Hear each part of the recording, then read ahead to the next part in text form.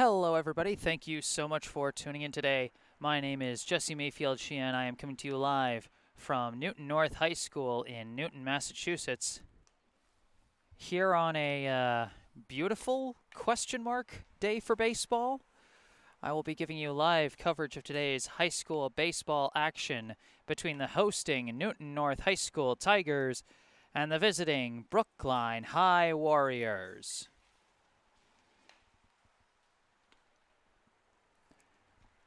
I say this every time these two schools face off because it's always true. You know it's going to be a good time when Brookline and Newton North face off. Two longtime local rivals. A storied rivalry that gets a new chapter every year across multiple sports. And today they take that rivalry to the baseball diamond.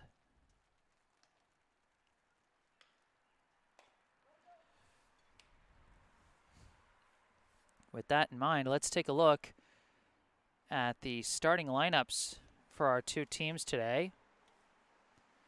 Let's start with the home team, the Newton North High Tigers. Leading off for Newton North, the catcher, number 2, Johnny Donnellan. Batting second, the first baseman, number 21, Leo Chus. Batting third, the shortstop, number 24, Miles O'o. Batting cleanup, the designated hitter, number 25, Daniel Tambasia. Batting fifth, the right fielder, number 4, Finn Parker. Batting sixth, the center fielder, number 5, Griffin Bond. Batting seventh, the left fielder, number 3, Antonio Dalton. Batting eighth, the third baseman, number 9, Milo Summers. Batting ninth, the second baseman, number 6, John Mignon. And finally, just taking the field today for Newton North, the pitcher, number 1, Liam Keblin. So that is the starting lineup for the hosting Newton North High Tigers. Donnellan at catcher, Chus the first baseman, O'o the shortstop, Tambasia the DH, Parker in right, Bond in center, Dalton in left, Summers at third, Mignon at second, and Keblin just fielding on the mound.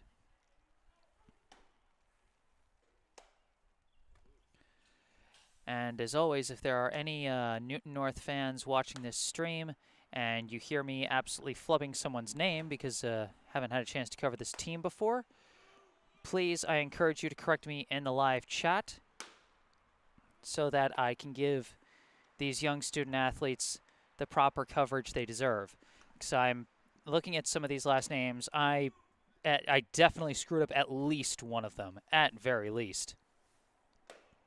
And of course, as always, if you end up enjoying this broadcast, be sure to hit that like button and subscribe to the channel to stay up to date on all my upcoming live streams. I've got 2 more Brookline High baseball games on the docket for this week. They got another road game at Walpole on Wednesday, and then they return home to Brookline on Friday to host Madison Park. But in the meantime, let's focus on this game, and let's take a look at the starting lineup for the visiting Brookline High Warriors. Leading off for Brookline today, the third baseman, number 5, Keenan Sawada. Batting second, the first baseman, number 10, Eli Rothman. Batting third, the left fielder, number 7, Daniel Pancho Villa. Batting fourth, the right fielder, number 20, Harrison Siegel. Batting fifth, the pitcher and designated hitter, number 24, Connor Jernigan. Batting 6th, the center fielder, number 18, Matt Richardson. Batting 7th, the second baseman, number 16, Jake Levin. Batting 8th, the shortstop, number 6, Jack Martell. And finally, batting 9th, the catcher, number 25, Ben Doctoroff. So that is the starting lineup for Brookline. Sawada at third, Rothman at first, Villa in left, Siegel in right, Jernigan the pitcher / DH, Richardson in center, Levin at second, Martell at short, and Doctoroff behind the plate.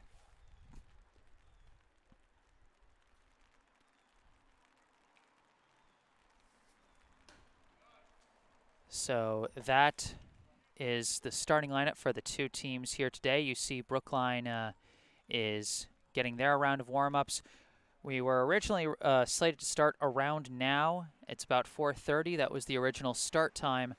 Bus ran late to get the Warriors over at Brookline High School.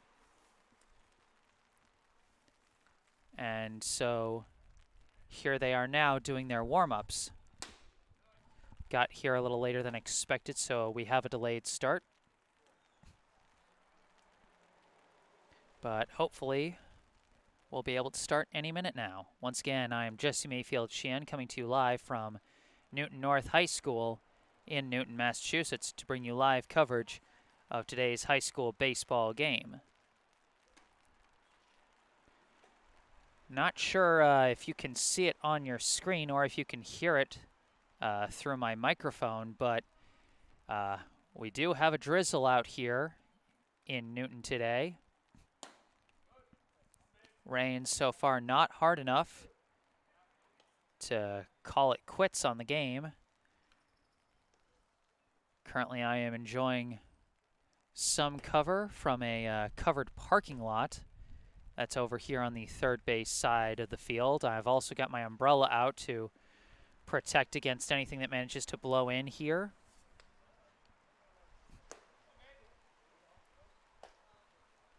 Doing whatever I can to save the equipment.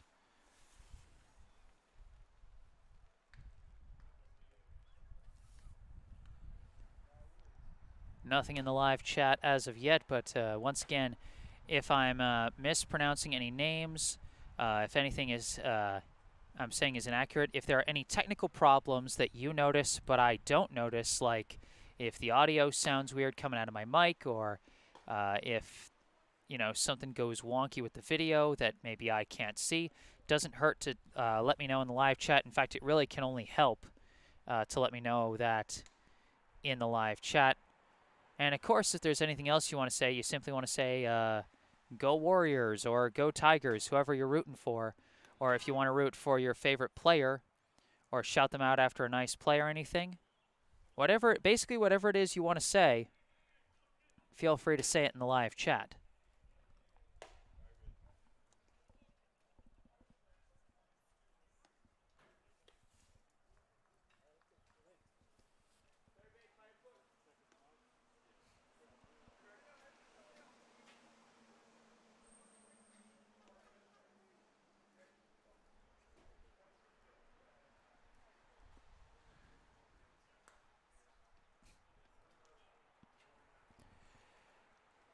And so Brookline wraps up their warm-ups in the field. Newton North has had theirs, so my guess is soon Newton North will take the field for their last round of warm-ups before the top of the first inning.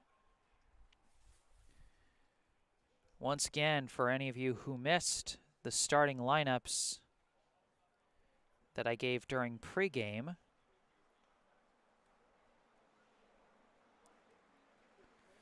starting lineup For Brookline, it is Sawada at third, Rothman at first, Villa in left, Siegel in right, Jernigan, the pitcher, and DH. Richardson in center, Levin at second, Martell at short, and Doctoroff behind the plate. And then for Newton North, they have Donnellan at catcher, Chus at first, Oo at short, Tambasia at DH, Parker in right, Bond in center, Dalton in left, Sommers at third, Mignon at second, and Keblin on the mound.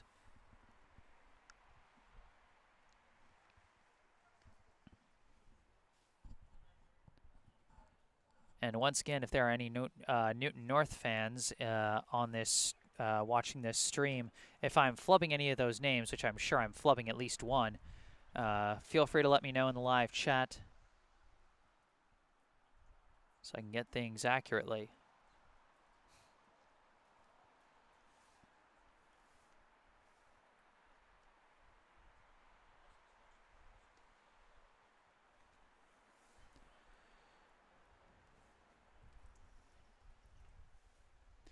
The MIAA released its first power rankings this week.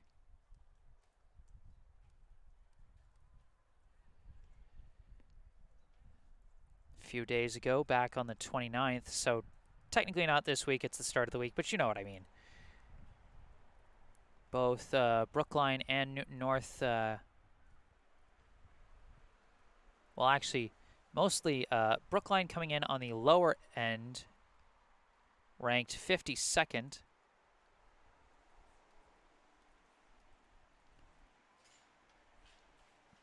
While Newton North comes in at 29th. Newton North at 4-5 and Brookline at 2-7. So on paper, the matchup does favor Newton North. But as we always say, we don't play these games on paper, we play them on the field. We've got our first comment in the live chat from Colleen Barber. Thank you for live streaming. Well, thank you, Colleen. I'm happy to do this. It's a lot of fun for me. And I'm happy to provide you guys with a way to watch. And in the case of today, stay out of the bad weather.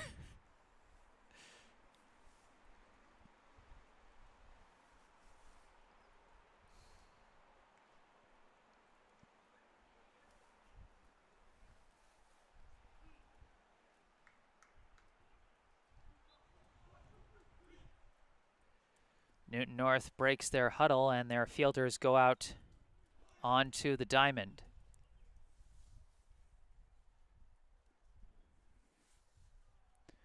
Looking at Newton North defensively, around the bags they have Leo Chus at first, John Mignon at second, Miles Oo at short, and Milo Summers, or is it Milo Summers, at third. Around the outfield, they have Antonio Dalton in left, Griffin Bond in center, and Finn Parker in right. And the battery for today for the Tigers, Liam Keblin, the starting hurler. And behind the plate is Johnny Donnellan.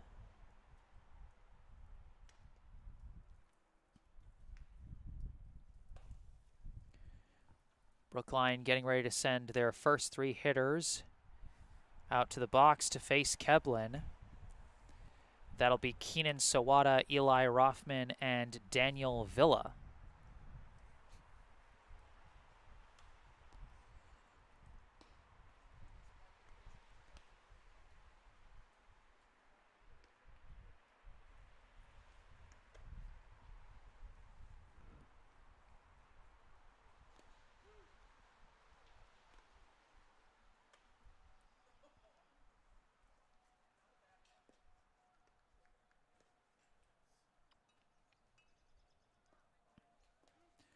Brookline coming off a relatively strong offensive outing against Needham last week, but ultimately that game did end in an 8-4 loss for Brookline.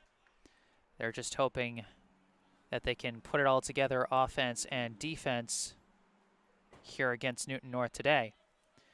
And with that, we've got our first man in the box, leading off for Brookline, the third baseman, number 5, Keenan Sawada.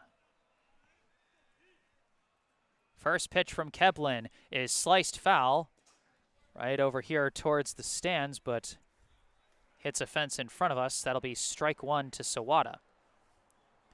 Sawada, the only Brookline player who has started in now all 10 games for Brookline,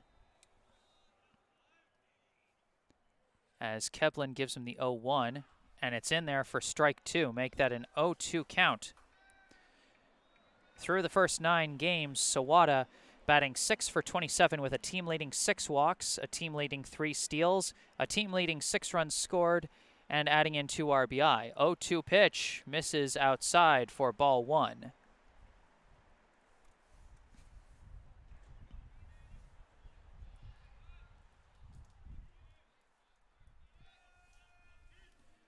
One-two pitch from Keblin is sliced foul. Sawada stays alive.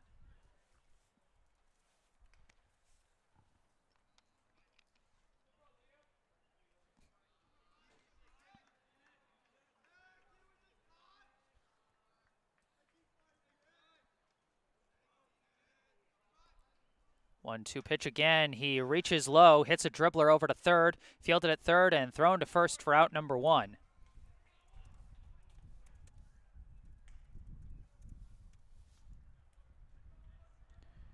For those of you scoring at home, you can mark that as a 5-3 ground out for Sawada. Fielded cleanly by Milo Sommers over at the hot corner for out number 1. Now at the plate, the first baseman, number 10, Eli Rothman. First pitch to Rothman is low for ball 1. Rothman, along with Sawada and James Dielchand Erickson, the only players on Brookline's squad to play in all 9 games, as this one comes in high for ball 2. Rothman did not start just one of those games, but he has appeared in all of them. 2-0 pitch is in there for strike 1. Through those first 9 games, Rothman batting a respectable 6 for 21, shares the team lead in steals with 3 and the team lead in RBI with 4 to go along with 1 run scored. 2-1 pitch comes in low for ball 3.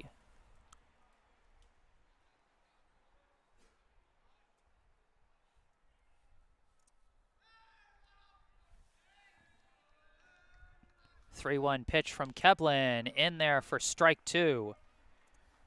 We've got a full count to the co-captain Rothman.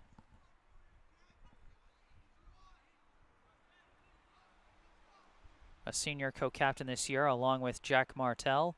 The payoff pitch, and he slices it foul to the backstop. Rothman stays alive.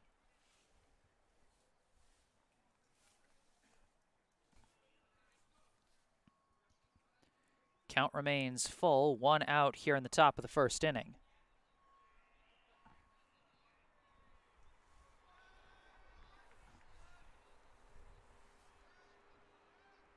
Payoff pitch again, and he slices it foul up the first base side and out of play.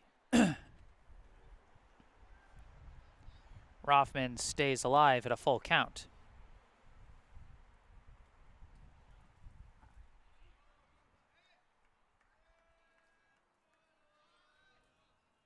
Payoff pitch again, and this one comes in low. Rothman battles his way to a walk.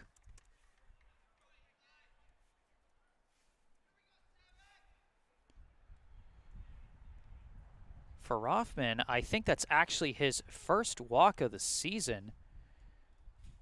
Kind of incredible, and he now stands at first base with 1 out. Up comes the left fielder, number 7, Daniel Pancho Villa. First pitch misses, ball 1.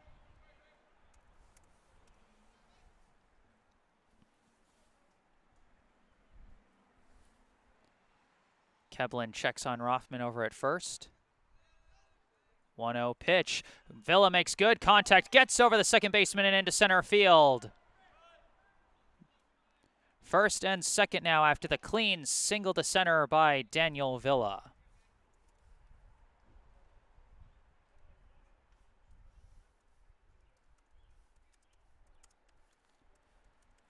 Now up the right fielder, number 20, Harrison Siegel.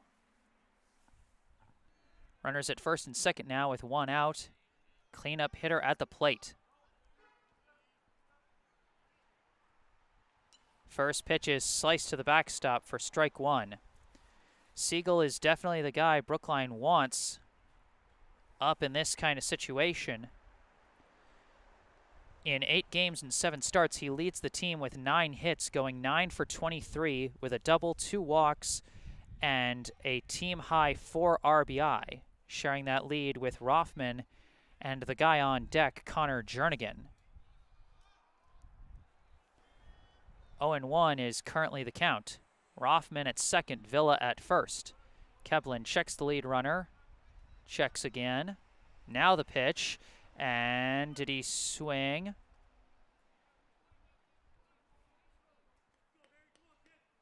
I think they said he didn't swing. Oh, they say he swung. Okay, 0-2 the count. It looks like the home plate umpire signaled to the in-the-field umpire, and I didn't see him give a signal.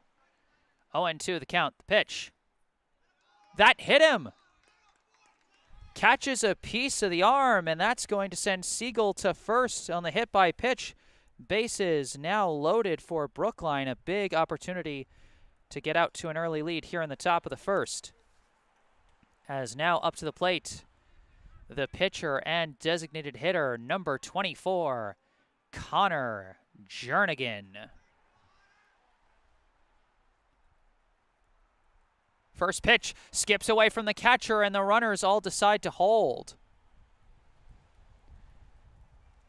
Some hesitation from Rothman at third, and he decides not to go as that ball skipped off the chest of Johnny Donnellan. And instead, the bases simply remain loaded. 1-0, the count to Jernigan.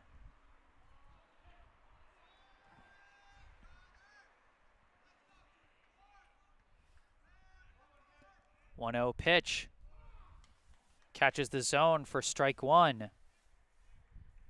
Jernigan with a prime opportunity here. Bases loaded, 1 out. But he's got to put the ball in play.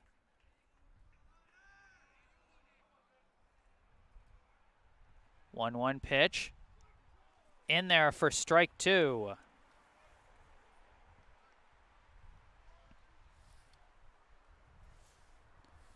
One and two the count. Rothman at third, Villa at second, Siegel at first. And Keblin steps off the rubber as Jernigan steps out of the box. They both step back in, and we're ready for the 1-2 pitch. And they caught him swinging. No, he got a piece of it. Jernigan stays alive. Brookline's been doing a good job staying alive on these 2 strike counts. That was a big part of the reason why Rothman is standing at third. Count remains 1-2 to Jernigan. Keblin the pitch, makes contact, hard grounder to third. They're going to throw for home. They're going to get Rothman, throw for first. They miss! That's going over the first baseman's head. In comes Villa for the first run of the game.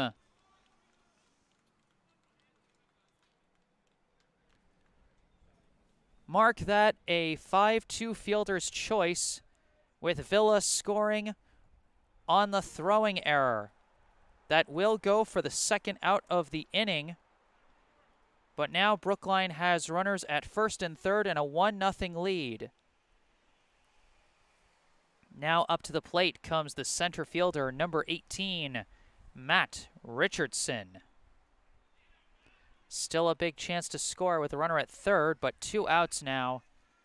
So Richardson's got to get a hit if he's going to send a runner home. First pitch, hard contact. It's over to the shortstop, though. It got past the shortstop. In comes another run for Brookline off another fielding error. I'm not sure what happened, if that just took a bad hop. But make that a 2-0 lead for the Warriors, as up comes the second baseman, number 16, Jake Levin.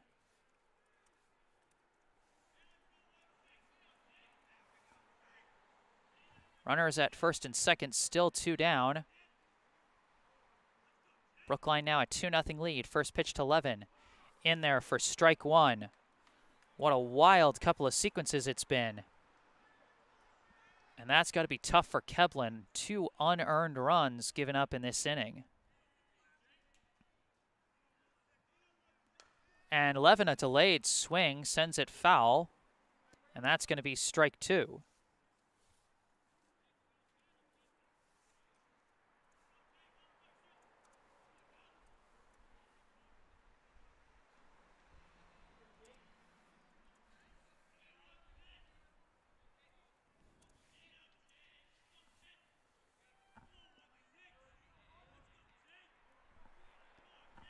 The 0-2 pitch now, and did Levin go? Yes, he did. That'll be strike 3. Kevlin gets out of the inning, but not before some damage is done. Brookline takes a 2-0 lead over Newton North in the top of the first inning off a pair of fielding errors. The top of the first went thusly. Keenan Sawada grounded out to third to lead it off. Eli Rothman battled his way to a walk. Daniel Villa followed up with a bloop single to center. Harrison Siegel was hit by a pitch to load the bases with 2 down. Connor Jernigan grounded into a fielder's choice, a 5-2 fielder's choice. Rothman was out at home on the force, but in an attempt to turn 2 and end the inning, a throwing error by the catcher resulted in Villa coming in to score the game's first run. And then Matt Richardson hit a grounder to short, but it skipped past the shortstop for an E6, bringing in Harrison Siegel. After that, Jake Levin struck out swinging to end the inning. So Brookline with an early 2-0 lead. And taking the mound now is number 24, Connor Jernigan. Jernigan, his last start, he had a very respectable outing. 5 innings of work, giving up 1 unearned run against Natick, but absolutely no run support from his team, as they ultimately lost that game 3-0. Still a strong outing in that one. But now he's already got more run support just in 1 inning than he had in that whole outing against Natick, so he's got to be feeling pretty good as he gets ready to face the top of Newton North's lineup. Completing the battery with Jernigan is Ben Doctoroff. Around the infield, Eli Rothman at first, Jake Levin at second, Jack Martell the shortstop, Keenan Sawada at third. And around the outfield, Daniel Villa in left, Matt Richardson in center, Harrison Siegel in right.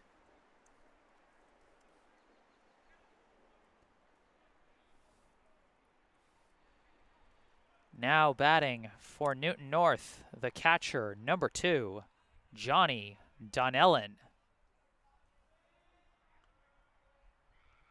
First pitch from Jernigan in there for strike 1.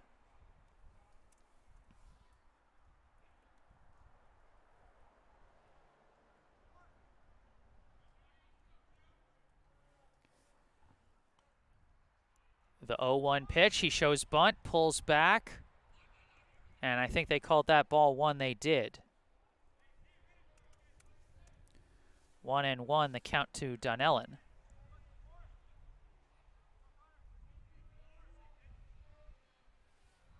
Pitch, hard contact, it's a high bouncer, fielded by Martell at short, thrown to first, and that's out number 1.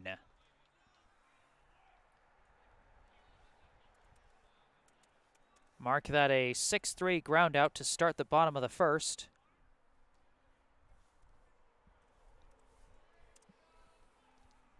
Now up at the plate, the first baseman, number 21, Leo Chus.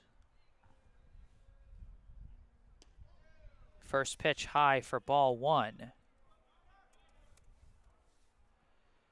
See, we got something in the live chat from Barbara Jo Metzger, Go Keenan Sawada of Brookline, from Grandma in Buffalo, New York, as this pitch is fouled off the backstop for strike 1.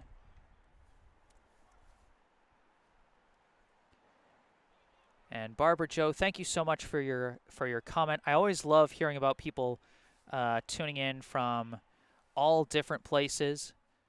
So feel free to let me know if you're tuning in from out of state, out of country, or even somewhere else in Massachusetts.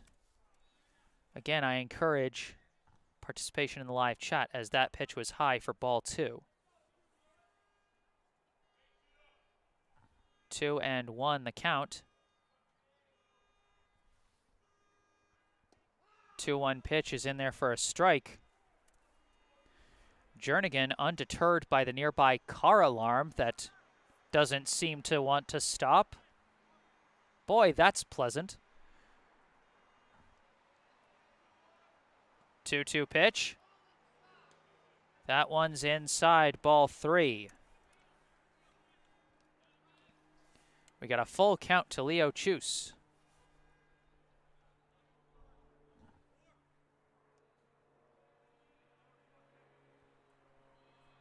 Payoff pitch, and he fouls it off the backstop.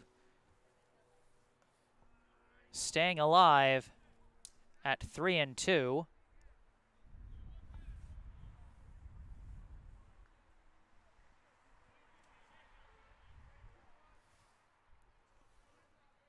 Payoff pitch again, and that one comes in high for ball 4. I'm getting some deja vu here to how Brookline went in the top of the first. An infield groundout followed up by a hard-fought walk that involved a full count and at least one foul ball with 2 strikes.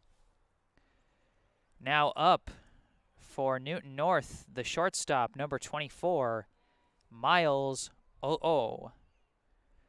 And again, my apologies if I'm flubbing the pronunciation of the last name here. His last name literally spelled O. First pitch, in there for strike 1.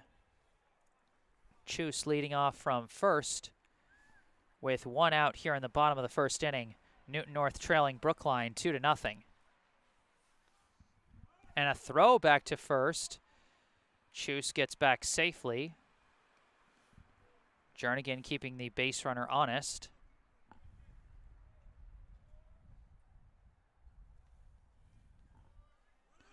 Here's the runner, and it's a check swing foul.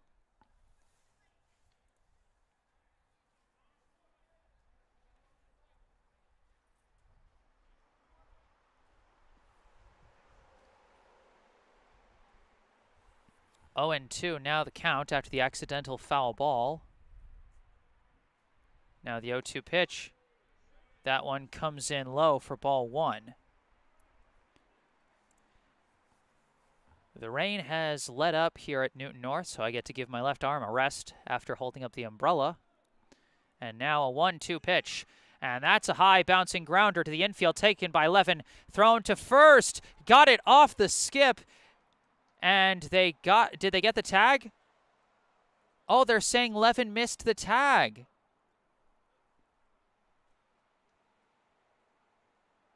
They're saying Levin missed the tag on Chus.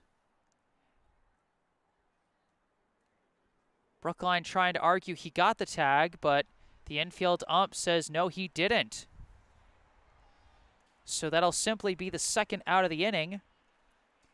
And that'll put a runner in scoring position for the cleanup hitter and designated hitter, number 25, Daniel Tambasia.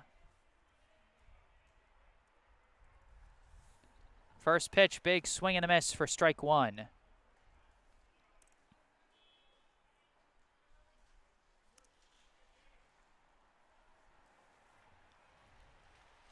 0-1 pitch. Hard contact. That's into the outfield, down the left field line. Picked up by Villa. They're sending Chus around. Throw coming into the infield is not going to be in time, and the run comes in. That non-tag call now huge after the RBI single by Tambasia.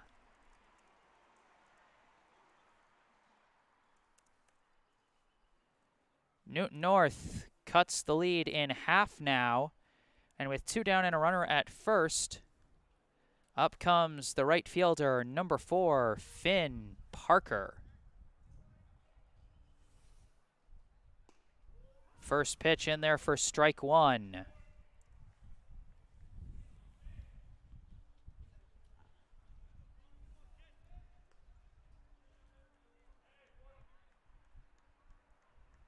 Oh, 1 pitch. That one misses low and away for ball 1.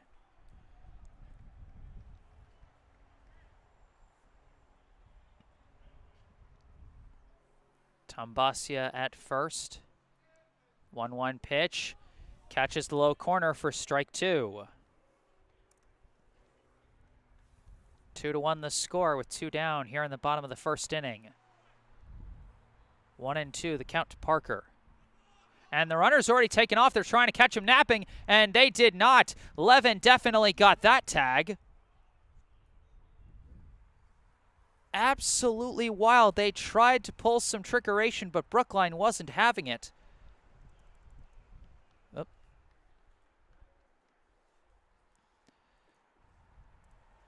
The first inning ends in a rather unconventional manner.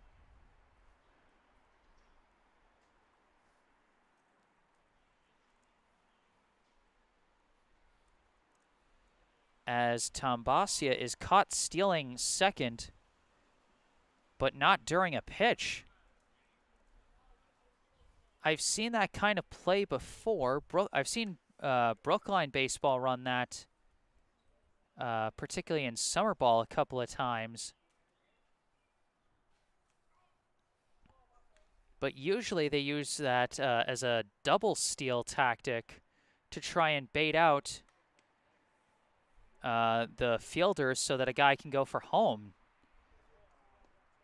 Tambasia trying to catch Brookline's fielders sleeping, but they were wide awake for that play. Nonetheless, Tambasia does get the RBI off the single after the slightly controversial non-out call on the attempted tag of Leo Chus by Jake Levin in between first and second.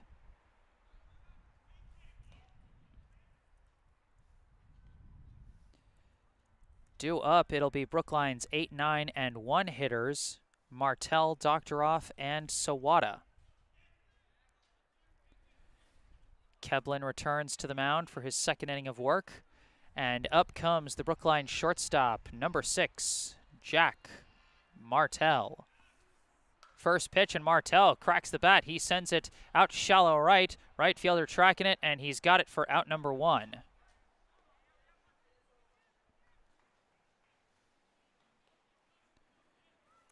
One pitch, 1 out. And now up comes the catcher, number 25, Ben Doktoroff.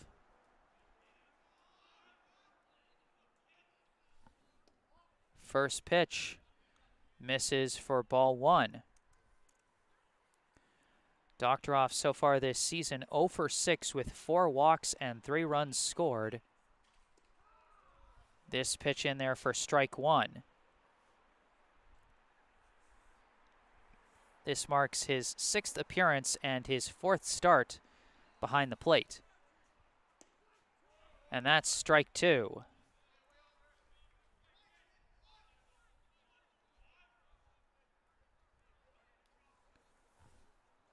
1-2 the count. And this pitch skips in low for ball 2. Interestingly, while Doktoroff has no hits yet this season, he also has yet to go down on strikes. And we'll see if I just jinxed him here. 2-2 pitch. And he makes contact, sends it foul up the first base line, stays alive at 2-2.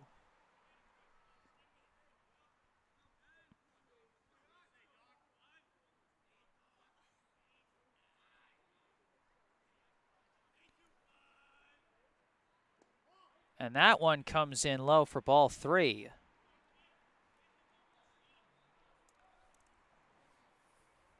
Doctoroff not letting this out come easily for Keblin. Count now full. Payoff pitch comes in low for ball 4. Doctoroff brushes off the announcer jinx there and fights his way to a walk. This is the third straight half inning where we've had a 1-out walk. And now up to the plate, the third baseman, number 5, Keenan Sawada.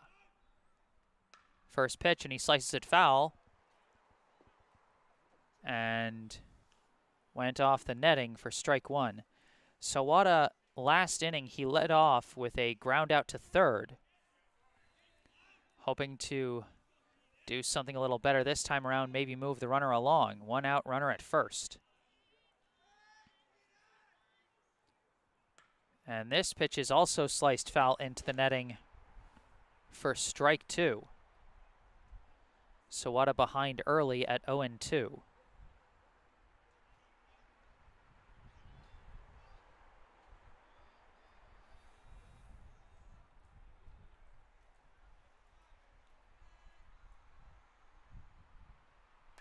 Pitch, he reaches, hits a grounder over to short, on to second for 1, on to first, misses.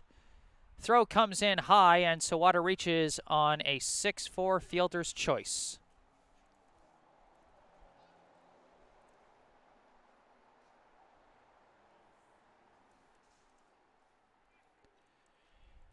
Two down now, and a runner at first. Up comes the first baseman, number 10, Eli Rothman. Sawada takes off on the first pitch. It's a hit and run. Sawada, it's picked up off the bounce very nicely at second base. That was far from a routine play for John Mignon, and in fact, the hit and run might have actually come back to bite Brookline, because if Mignon wasn't running to cover second base for the potential steal by Sawada, he might not have been in place to field that grounder and end the inning. So call it a stroke of good luck for Newton North or a stroke of bad luck for Brookline, whatever you want to call it. It ends the top of the second inning. Our score remains Brookline 2, Newton North 1. Heading into the bottom of the second, we will start off with Parker, who didn't get to finish his at-bat last inning as Tambasio was caught stealing, so it will be Parker, Bond, and Dalton, the 3 outfielders back to back to back. Jernigan returning to the mound.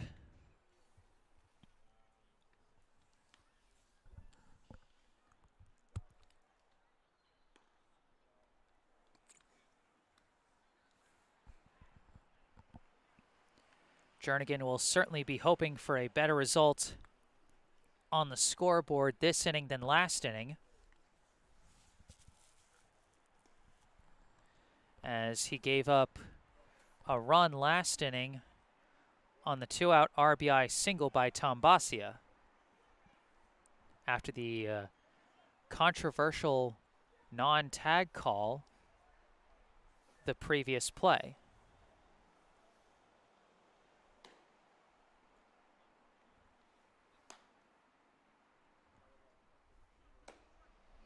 Now back up to the plate for Newton North, the right fielder, number 4, Finn Parker. First pitch is a swing and a miss, strike 1. Possibly got a piece of it as it popped out of Doctoroff's glove, but either way, that will be the first strike.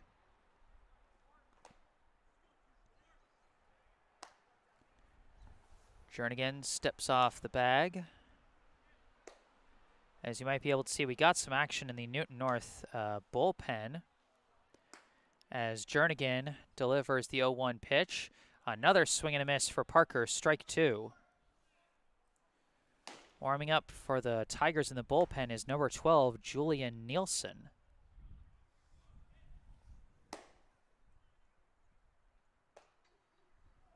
0-2 pitch, skips in the dirt, and that's going to be ball 1. Well, this certainly the time to get those pitches in the dirt out of the way when there's no runners on. 1-2 pitch, makes contact. It's going to go up the middle and into center, and that's going to be a single for Parker.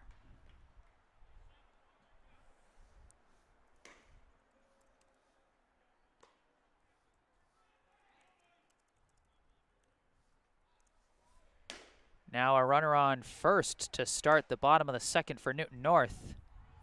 Up comes the center fielder, number 5, Griffin Bond. First pitch, reaches out and slices it into foul territory. Over into the neighbor's yard for strike 1.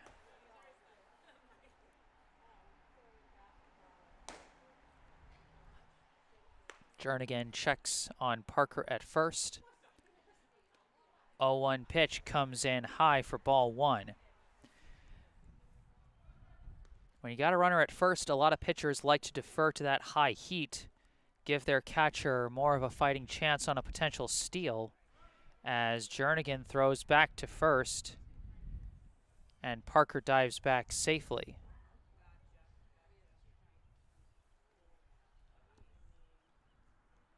So Jernigan definitely wary of Parker at first. 1-1 pitch is a swing and a miss for strike 2.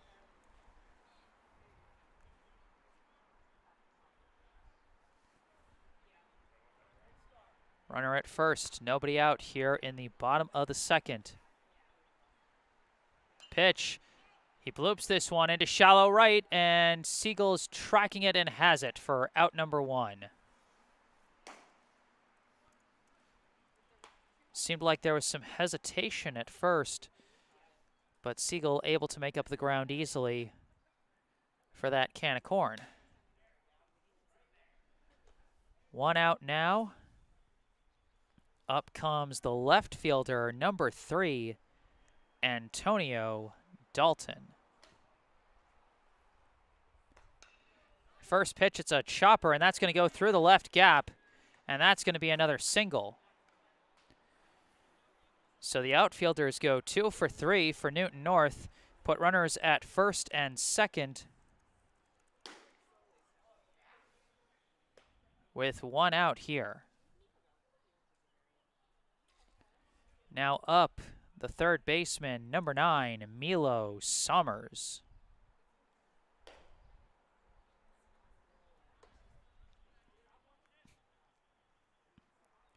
A runner now in scoring position. First pitch from Jernigan is a swing and a miss for strike 1. Jernigan's been able to make them miss a fair amount this inning, but it's the ones where they make contact that have been trouble. 0-1 pitch in there for strike 2. Quick 0-2 hole for Summers. And you know Jernigan definitely wants a strikeout, chance to get that second out without moving the runners at all. As he steps off the rubber,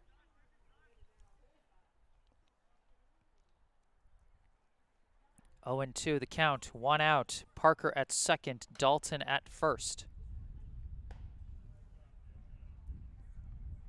Pitch, and he golfs this one into foul territory. That's going to go out of play.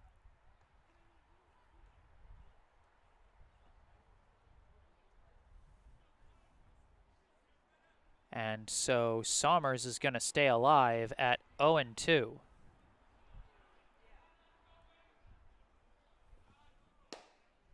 Oh, 0-2 pitch again. And that one misses for ball 1.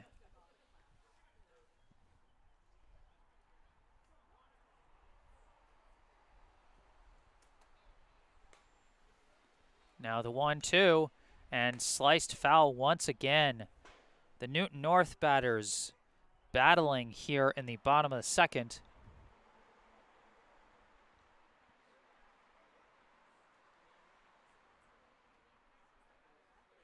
As again, Somers steps back in with a 1-2 count.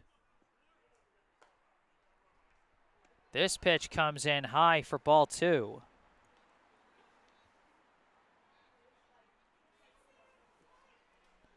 2-2 the count as Somers continues to battle.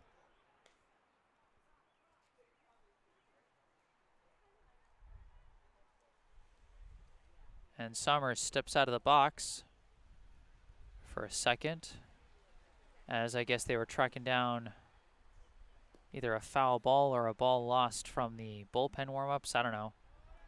Either way, count remains 2-2. Here's the pitch, and that misses outside. Somers has battled his way from an 0-2 count to a 3-2 count.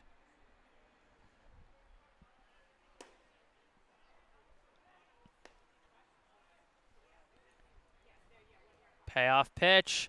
He makes contact. That's going to go up the middle and enter center. Parker rounds third, coming for home. This is a tie ball game. Milo Somers seemed dead to rights after the first couple pitches, but a lot of two-strike hits for the Newton North batters this inning, as now there are runners on the corners. Dalton at third, Somers at first, and up comes the second baseman, number 6, John Mignon. First pitch, he hits a high bouncer right at Rothman, on to first for one, on to second for one, on to first. They cannot collect it, and a run is going to come in and give Newton North the lead.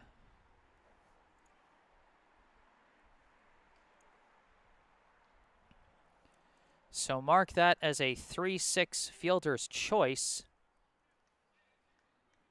and an RBI that brings in Dalton. As we cycle back around to the top of the order, we go back to the catcher, number 2, Johnny Donnellan. 2 down now and a runner at first.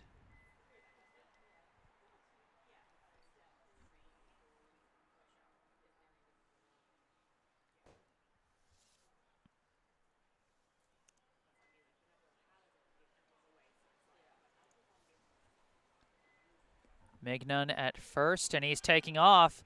Pitches in there for a strike, and the throw down to second will not be in time.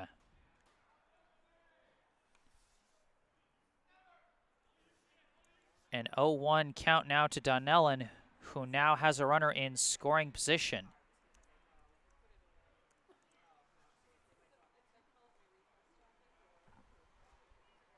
Oh, 1 pitch, and he got a piece of it, and that'll be strike 2.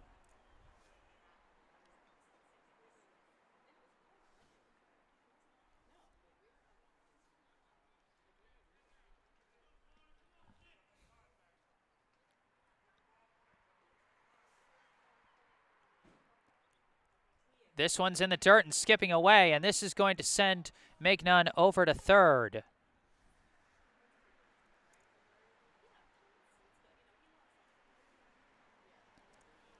A stolen base and a wild pitch have brought Mignon from first over to third, and it is now a 1-2 count to Donnellan.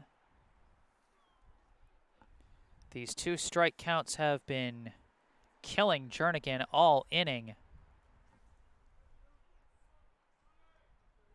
Now here the 1-2 pitch. Comes in high, almost hits him. They attempt the pickoff throw to third. Nothing doing there, but it will be ball 2.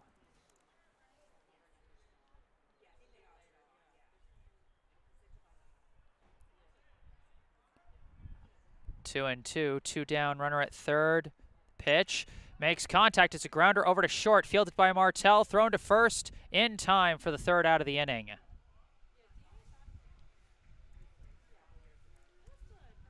So Newton North flips the script to end the second inning. The score through two. Newton North 3, Brookline 2.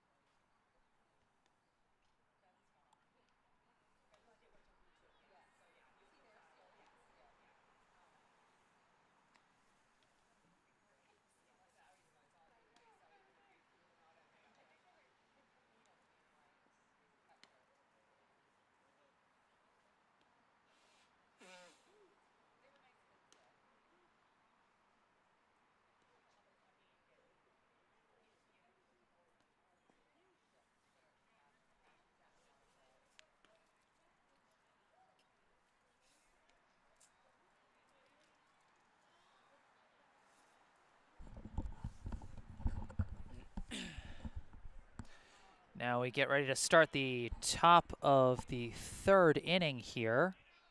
Leading off for Brookline, the left fielder, number 7, Daniel Villa.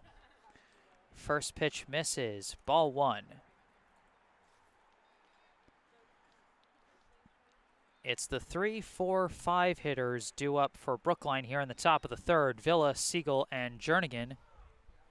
As that pitch is in there for strike 1 from Liam Keblin. Back out on the mound for his third inning of work. He now has a lead to work with thanks to his offense. And that pitch goes in high for ball 2.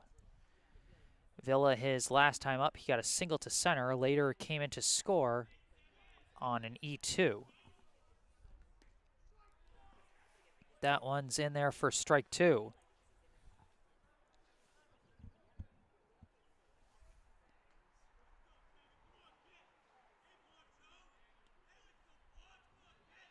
Two-two pitch, and that one skips in low and inside. Ball 3.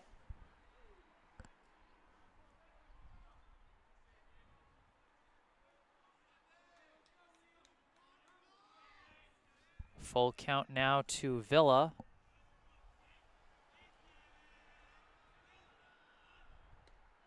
And that pitch comes in inside for ball 4. Villa works his way down to first for the second straight plate appearance.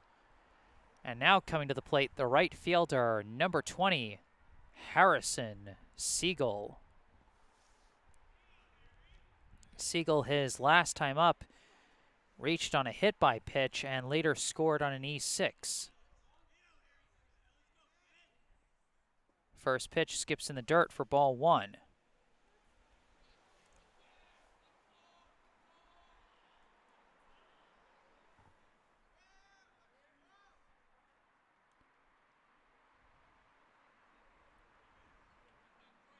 One 0 pitch shows bunt, and the bunt goes foul.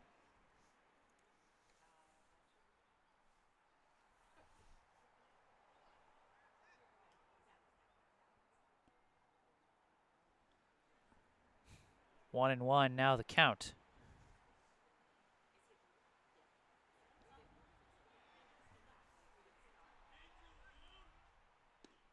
That pitch catches the corner for strike 2.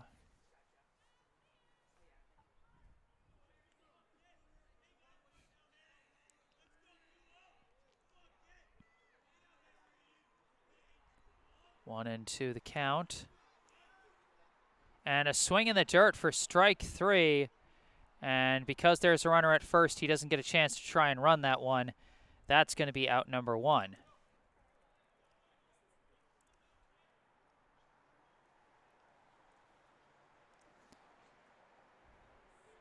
Keblin completely fooled him on that one. Now up to the plate, the pitcher and designated hitter, number 24, Connor Jernigan.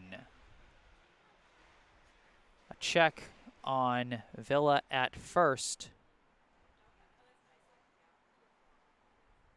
as he is the sole runner on with 1 out here in the top of the 3rd for Jernigan. First pitch is fouled to the backstop for strike 1. Jernigan, his last time up, he grounded into a fielder's choice, but a throwing error brought in Villa on that same play. He'll be hoping for more clean hit this time, as this one comes in for strike 2.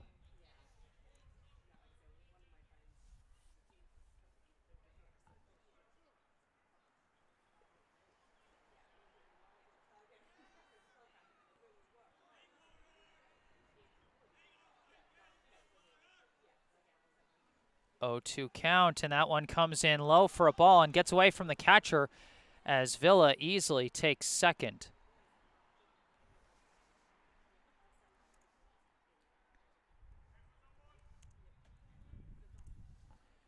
Few scattered raindrops starting to fall. Once again out here in Newton. Count to Jernigan is 1-2. He's now got a runner in scoring position. And we got a timeout called.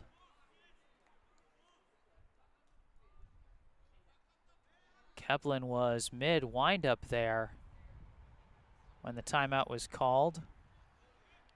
Now back on the rubber for the 1-2 pitch. And a delayed swing, and Jernigan goes down swinging. A big second out for Keblin, as back-to-back strikeouts brings up the center fielder, number 18, Matt Richardson. Villa still standing at second, the potential tying run, as that ball misses outside for ball 1. Brookline starting to struggle to put the ball in play at the worst possible time when you've got a runner on to potentially tie the game. 1-0 pitch, Richardson whiffs, strike 1.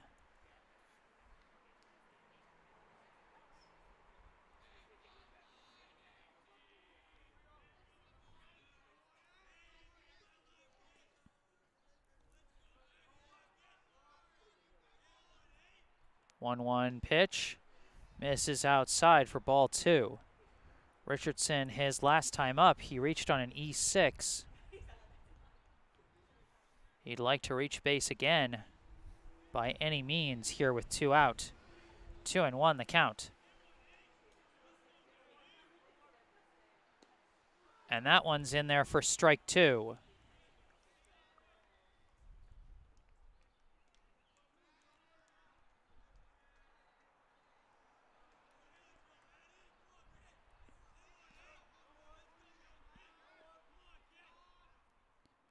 This pitch is fouled to the backstop.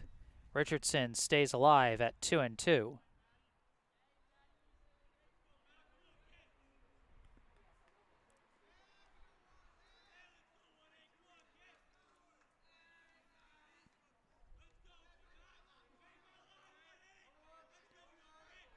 Two and two again, and this time he reaches out, sends it out to left. That's not going to be caught. That's going to go for extra bases. In comes Villa. This ball game is tied. Richardson down to second, and he's going to hold at second with the game tying double.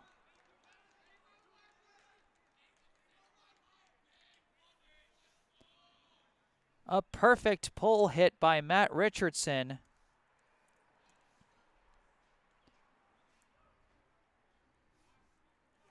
A double to left drives in Villa. A big 2-out double.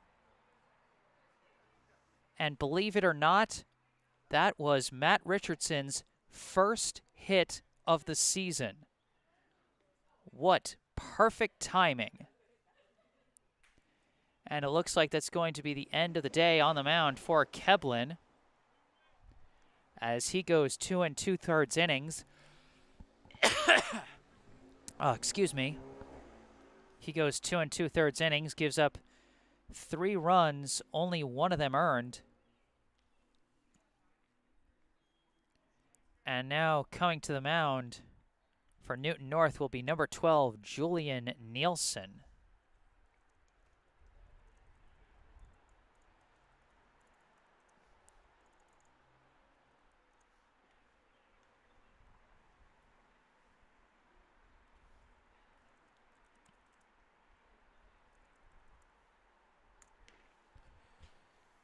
With a runner at second and 2 down, Nielsen's first batter faced will be the second baseman, number 16, Jake Levin.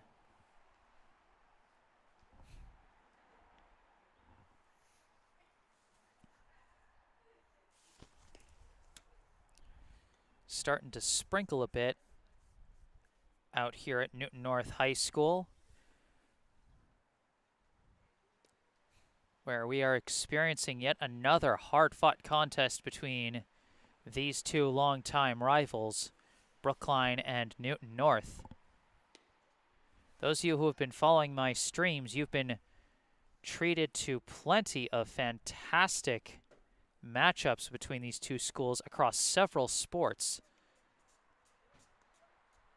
Whether it be on the soccer pitch, the football gridiron, the volleyball court, the basketball court, or here on the baseball diamond, it's always been a treat.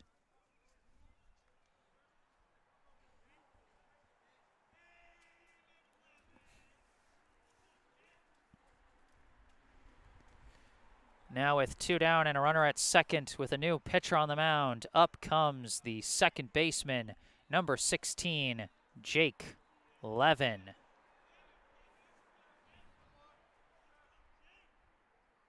First pitch, and he golfs it into shallow right. Infielders tracking it, and it's caught by Mignon at second. And that's going to end the inning. Top of the third ends, but Brookline makes this a tie game. Off the big 2-out hit by Matt Richardson.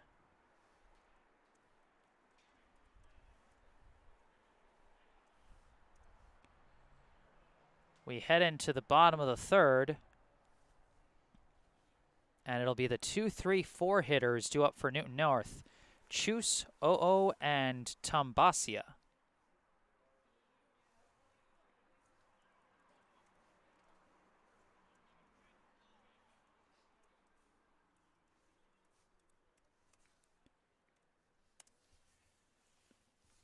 And it looks like Brookline is also making a move to the bullpen. So Connor Jernigan comes out after just 2 innings. And now also making his mark as the 3rd Brookline player to appear in all 10 games for the Warriors this season. Onto the mound, we have number 21, James Dialchand Erickson.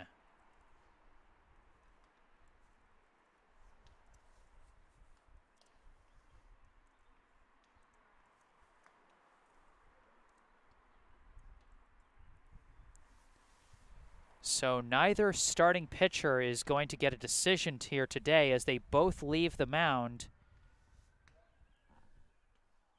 with a tie score. Very, very interesting decisions for both coaches to sort of give their pitchers a break. I mean, granted, it's, you know, they've had some difficult innings. I mean, not a single one of these innings has gone in order.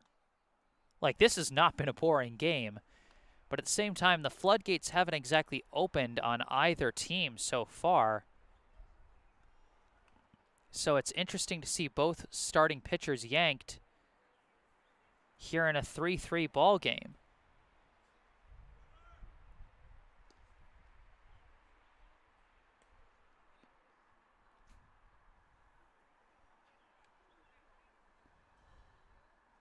In the case of Brookline, this will be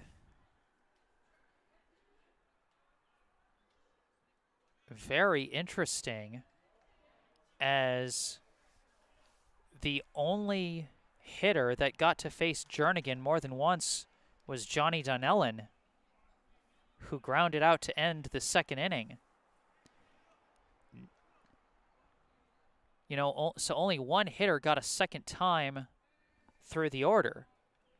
Whereas for Brookline, you saw what the second time through the order got them. It got them the tying run in the top of the third. Now leading off is Leo Chus, who fouls off the attempted bunt down the third baseline. It's number 21 against number 21 as the Newton North first baseman Leo Chus leads this inning off. His last time up in the first inning, he walked and later came in to score after dodging the attempted tag by Jake Levin between first and second. 1-1 is now the count. And that one misses wildly, and that's going to be ball 2.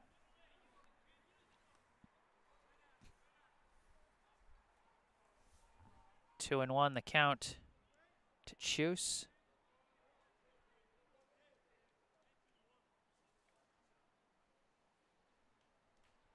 Now this pitch, he hits a dribbler over to third, fielded by Sawada, thrown to first, and that's going to be out number 1.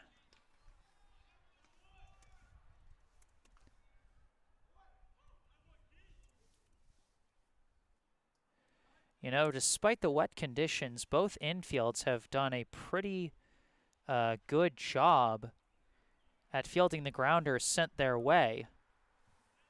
You know, outside of that one weird hop past the shortstop on the grounder by Matt Richardson back in the first inning,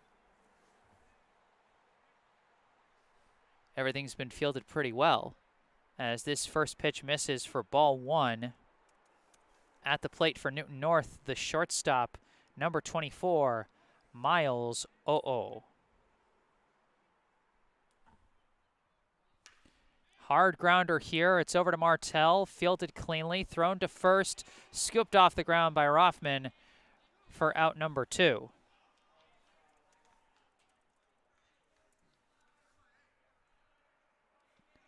So back-to-back groundouts.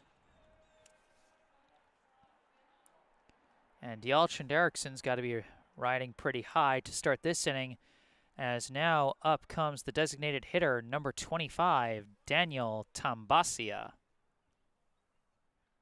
First pitch, and he slices it foul over the covered, or not over the covered, it was off the netting.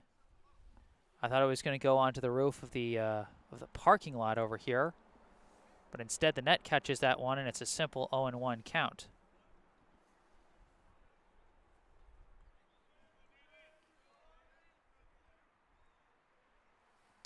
This one is a high bouncer over to second, fielded cleanly by Levin, and thrown to first. 3 groundouts, 3 up, 3 down. And Dialchin Derrickson with a strong start to his relief effort to end the third inning.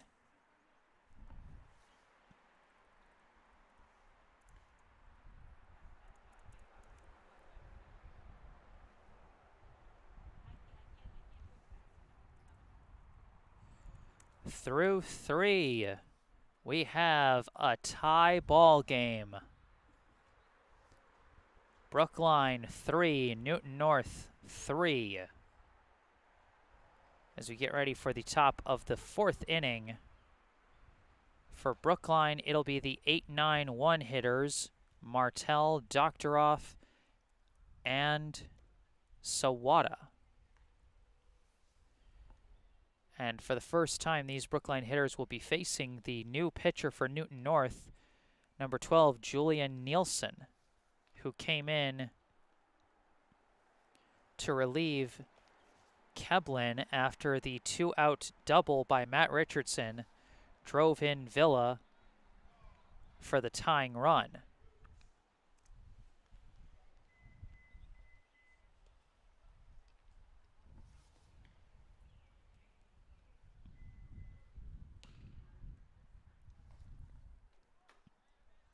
The warm-up throws are completed. And now up to the plate, the shortstop, number 6, Jack Martell. Martell, his last time up, he led off the top of the second with a fly out to right. Now here he is leading off the top of the fourth. First pitch inside for ball 1.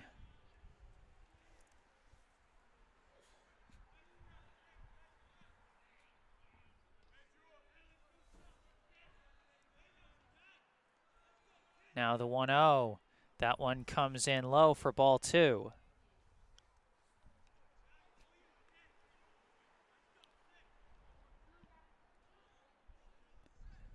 Two and 0 the count to Martell.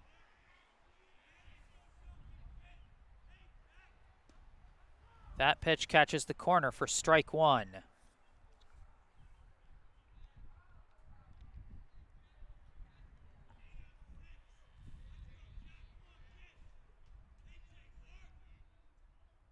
And this one, he gets weird contact. It's a dribbler up the first base line. It's going to be picked up by the first baseman, and an easy, unassisted ground out there for the first out of the inning.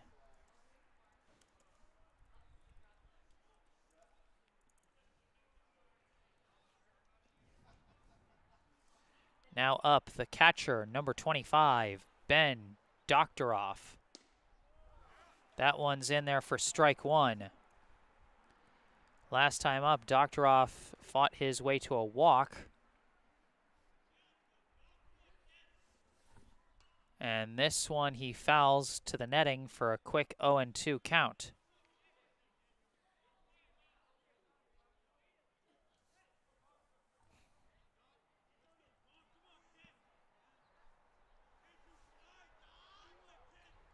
Oh, 2 pitch. He makes contact. It's right back at the pitcher, and Nielsen takes it to first easily for out number 2.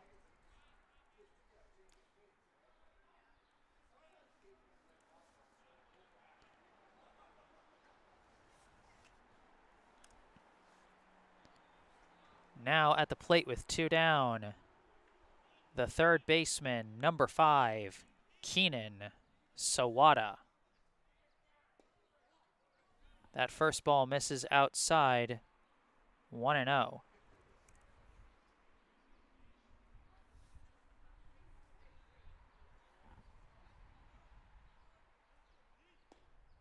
That one's in there for strike 1. Funny enough coincidence, between the two teams, the last 5 batters have grounded out to every infield position except catcher, as this one comes in low for ball 2. Chus grounded out to third, Oo grounded out to short, Tombasia to second, Martell grounded out to first, and Doktoroff grounded out back to the pitcher. So every single infield position except catcher. And Sawada chops this one into left, but it's right into the left fielder's glove. Dalton takes it for out number 3. Both relief pitchers asserting themselves in their first full innings. As for the first time all game, we have a 1-2-3 inning. And for the first time on both sides, as Newton North went down in order in the bottom of the 3rd, and now Brookline goes down in order in the top of the 4th.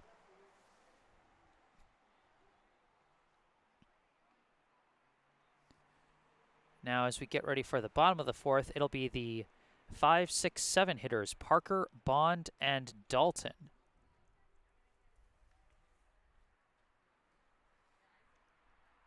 And just to add more fun coincidences, These are the exact same for both teams. The exact same 3 hitters led off the second inning as led off the fourth inning. It was Martell, Doctoroff, and Sawada leading off the top of the second and the top of the fourth. And in the bottom of the second as well, in this half inning, it is Parker, Bond, and Dalton. Baseball can be a funny sport like that, as James Dialchand Erickson returns to the mound for his second inning of relief.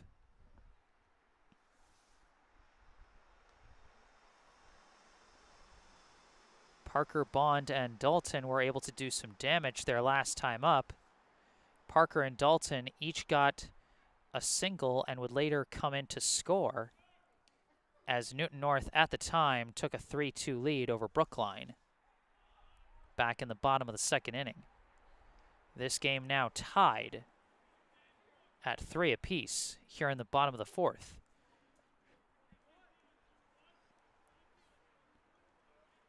So leading off the bottom of the fourth will be number 4, the right fielder, Finn Parker, as he fouls off the first pitch for strike 1.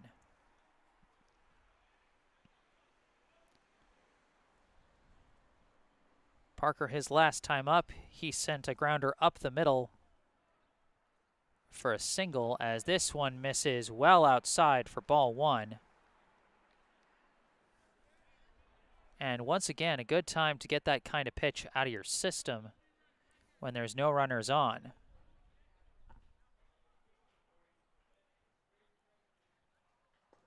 One pitch dips in low for ball 2.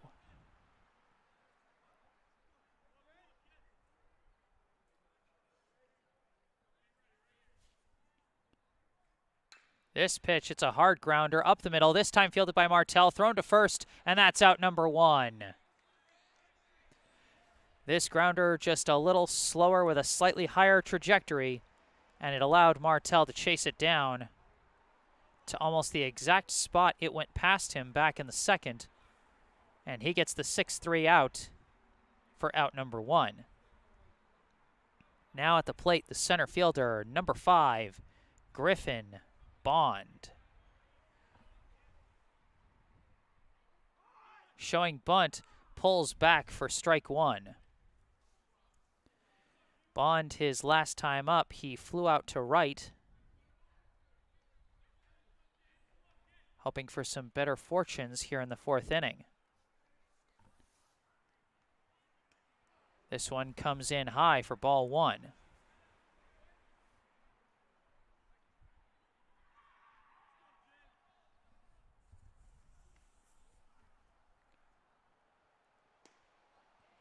That one misses outside, ball 2.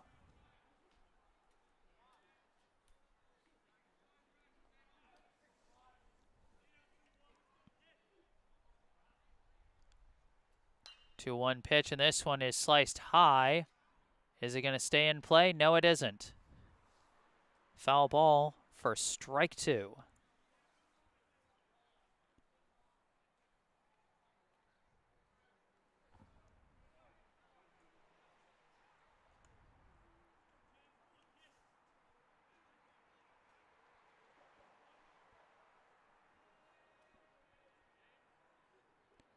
Two pitch, and this one's a high bouncer up the third baseline, fielded by Sawada, and he can't get the throw off. So that's going to be an infield single for Griffin Bond.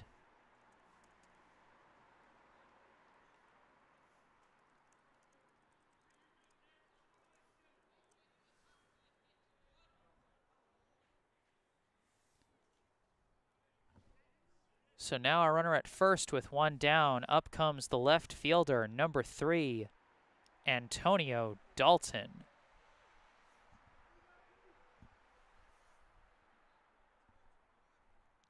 First pitch, runner takes off. Pitch comes in high. Throw down to second. Not in time. Well backed up by 11, but that will be a successful steal for Griffin Bond.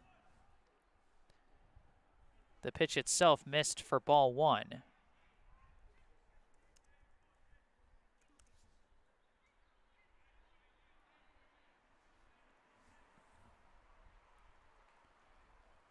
1-0 pitch, and it's a check swing foul for strike one. Dalton, his last time up, hit a single through the left gap and would later come in to score, at the time, the go-ahead run. A single here could potentially bring in another go-ahead run with Bond at second. 1-1 pitch. In there for strike two. 1-2 the count. One down here in the bottom of the fourth. Ball game tied at 3. Griffin Bond leading off from second base. Dalton Erickson checks on the runner. Delivers the pitch, and it's fouled to the backstop as Dalton stays alive at 1-2.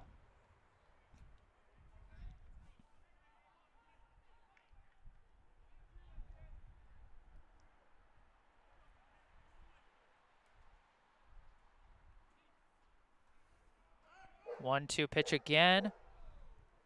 And that one dips in low for ball 2.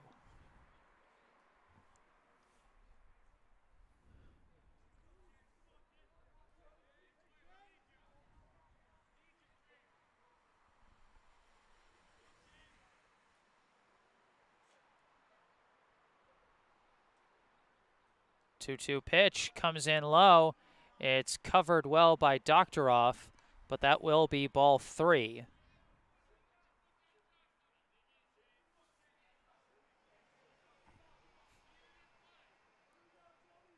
Count now full to Dalton.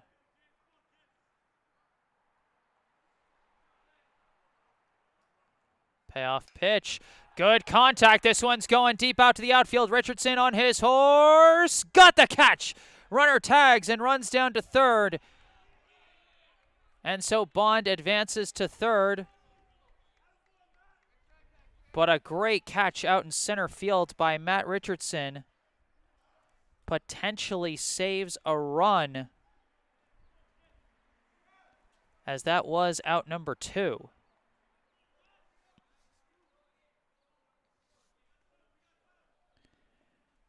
Now up, the third baseman, number 9, Milo Sommers. Sommers, his last time up, got a single up the middle to drive in what was at the time the game-tying run at 2. Now it's 3-3. First pitch, swing and a miss for strike one. Matt Richardson having a doozy of a game so far, both that big double to drive in the tying run and then that huge catch out in center. That one's in there for strike 2. 0-2 count. Can Dalton Erickson get himself out of the jam? Bond leading off from third, the potential go-ahead run. He dances. The pitch is fouled by Sommers, and he stays alive.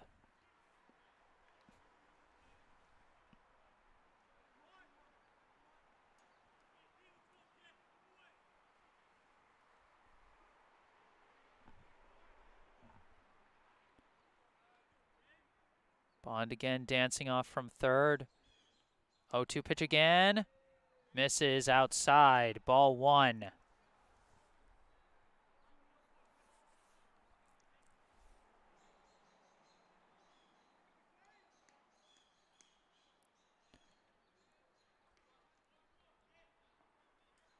There's been literally no strikeouts for the Newton North hitters so far. They've been great at putting the bat on the ball. Not that time, though. Throw down to first, and that ends the inning. The first strikeout of the game for the Brookline pitchers, and it couldn't have come at a much better time.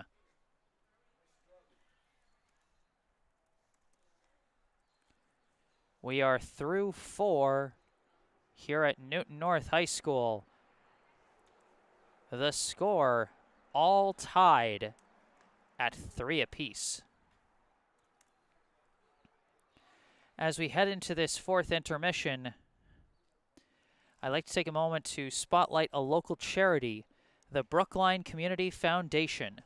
For over 100 years, the Brookline Community Foundation has been a trusted partner, supporting Brookline by investing in organizations and initiatives that help create opportunity and promote equity for everyone who lives, learns, works, and plays in Brookline.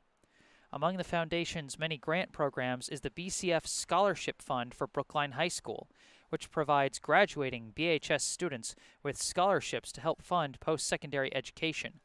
To date, 75 BHS students have received scholarships from this fund to help them as they build their futures. Your support is crucial to supporting Brookline youth as they embark on the next steps in their educational journeys.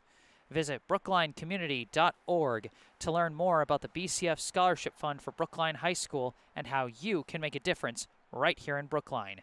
Once again, that's brooklinecommunity.org. And remember, as always, you can get all the information you need about our local charity spotlight, the Brookline Community Foundation, in the description section of this video.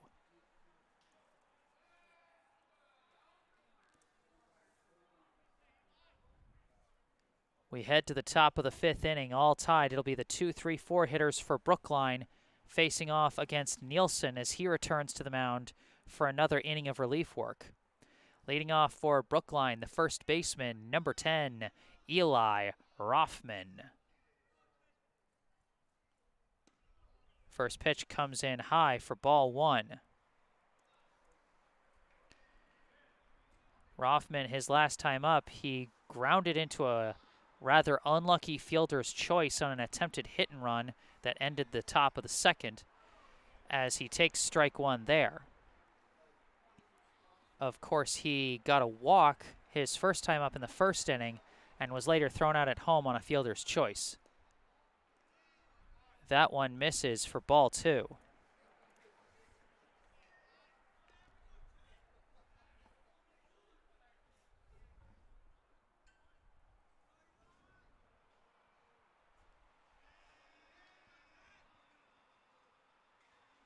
Two-one pitch, hard contact right at the second baseman, fielded by Mignon, gets back up and throws to first for out number one.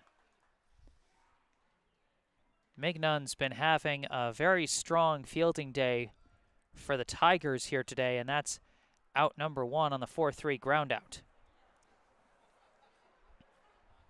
Now up, the left fielder, number 7, Daniel Pancho Villa. That one curves in very nicely from Nielsen for strike one. Villa tried to duck down to get the high call, but that one sunk in beautifully. The 0-1 misses for ball one.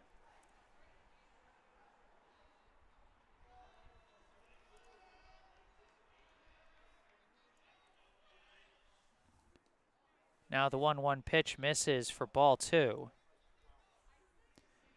Villa has already scored 2 runs for Brookline. He is 1 for 1 with a walk, a steal, and 2 runs scored, including Brookline's first and most recent runs as he takes ball 3.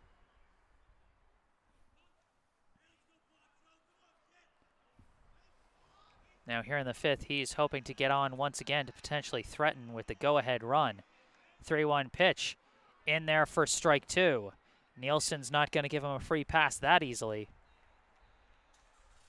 And now a full count here with 1 out. Payoff pitch, and that comes in low. Villa draws his second walk of the day, and he trots down to first. Now with a runner at first and 1 out, up comes the right fielder, number 20, Harrison Siegel. Siegel, his last time up, he struck out swinging in the top of the third. Of course, he's also been hit by a pitch and scored a run. And that one's in there for strike 1. Interestingly, that run that Siegel scored back in the first inning was the first run that he himself has scored all season, despite being the team leader in hits, as an attempted pickoff of Villa over at first. Just to keep the runner honest, he did steal second his last time on the base paths. The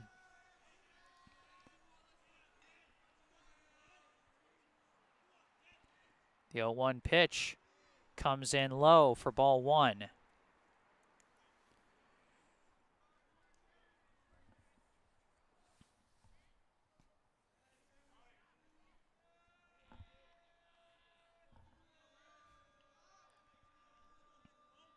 Now the 1-1, that one comes in low and doesn't skip very far away, so no steal attempt. 2-1 the count. You know, you always got to give credit to the high school catchers when they're able to keep the ball in front of them with a runner on base, because that is a crucial part of the high school game. 2-1 pitch, and Siegel slices it to the backstop for strike two.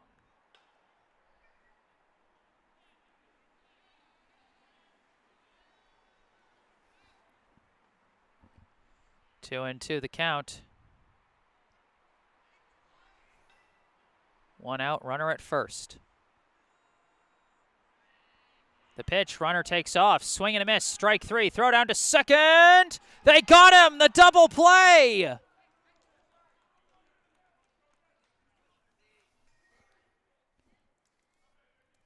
A huge throwdown by Johnny Donnellan ends the inning like that. Siegel goes down on strikes. Villa caught stealing second, and that ends the top of the fifth inning. As we head to the bottom half of the inning, we are still tied at 3 apiece.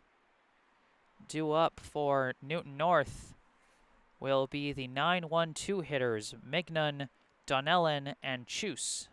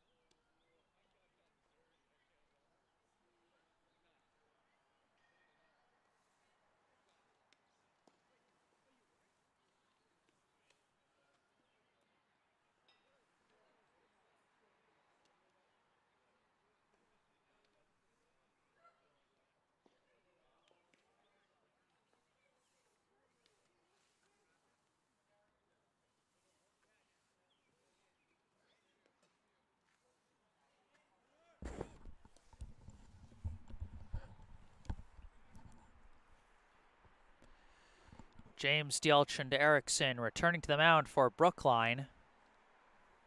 This will be his third inning of work after taking over for Connor Jernigan at the start of the third inning. Leading off will be the second baseman, number 6, John Mignon. First pitch, he shows bunt and fouls it hard to the netting for strike one. Mignon, his last time up, grounded into a fielder's choice. That did bring in, at the time, the go-ahead run. He would advance all the way to third before getting stranded. And this one he makes hard, clean contact, but it's right at Siegel for out number one.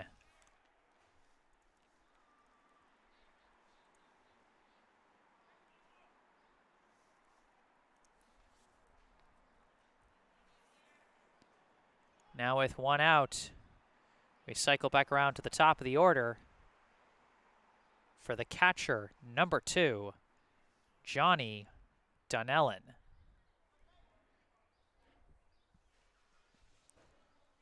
Donnellan, the only Newton North hitter left who has not yet faced Dielchand Erickson.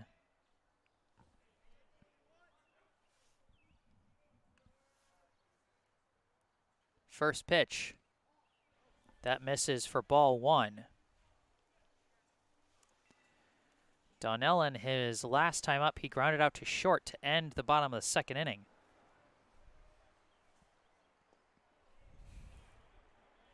This one comes in low for ball 2. Donnellan has grounded out to short both of his times up so far today. Now that one catches the inside corner for strike 1.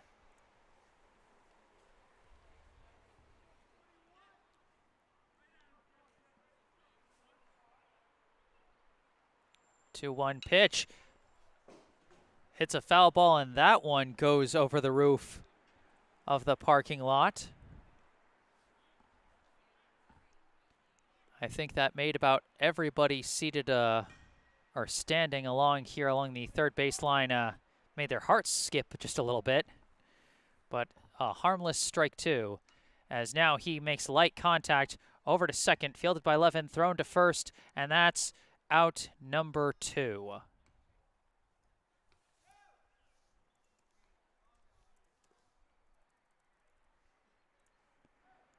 D'Alchin Derrickson has now seen every Newton North hitter at least once. Well, exactly once. He's seen every single hitter exactly once. And now, for the first time, he'll be facing a hitter for the second time, and that'll be the first baseman, number 21, Leo Chus. First one catches the outside corner for strike 1. Chus, his last time up, he led off the bottom of the third with a ground out to third. Now the 0-1. He slices this one foul, and I think this one's going to go out of play. And that parking lot roof is getting punished this inning. A quick 0-2 hole for Leo Chus here with 2 down in the bottom of the 5th.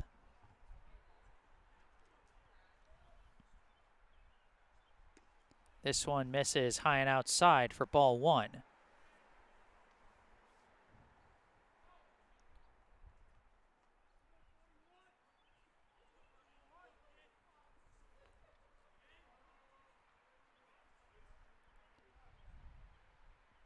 And this one misses wildly. That one had to have been a curve that just did not curve, as that one just missed wildly for ball 2.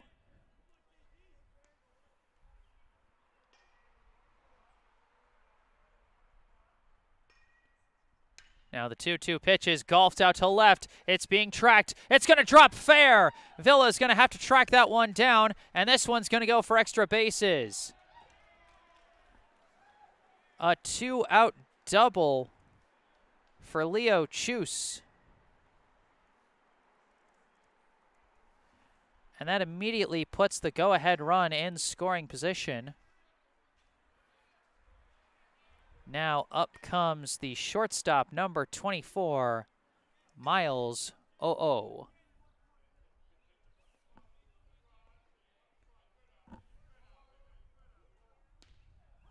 In there for strike 1. With one big swing of the bat by Chus, this is turned from a potential 1-2-3 inning into a potential run-scoring inning. They got a man in scoring position now with 2 down.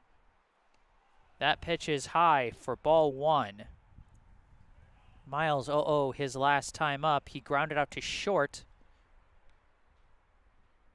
And before that, he grounded out to second. So 0 for 2 so far.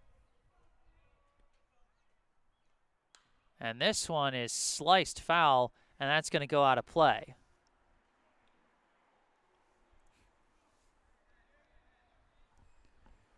One and two, another 2-strike count, but Newton North has been phenomenal with 2 strikes today.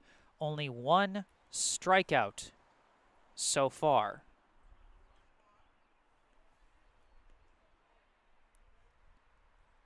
This pitch misses low and away for ball 2.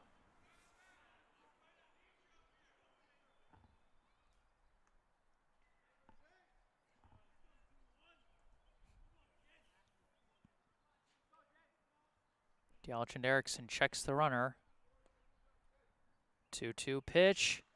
Comes in high for ball 3.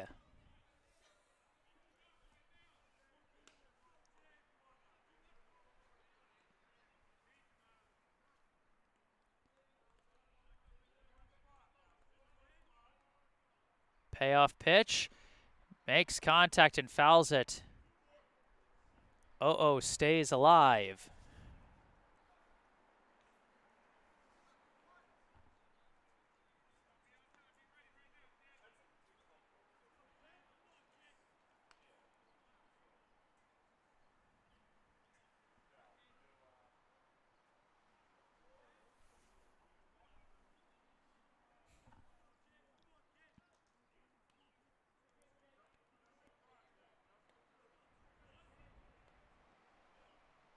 Another payoff pitch, and that one comes in high for ball 4. Miles battles his way to a walk, and now 2 runners on for the designated hitter, number 25, Daniel Tambasia. Tambasia, his last time up, he grounded out to second to end the 3rd. And then before that, of course, he had the big 2-out single to left that drove in Newton North's first run before he got caught trying to steal second.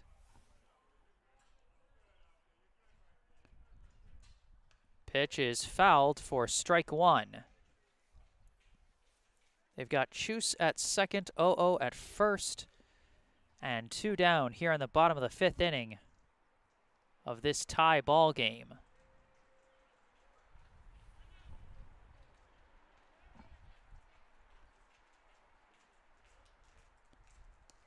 That pitch catches the inside corner, fooled him that time, and that's strike 2.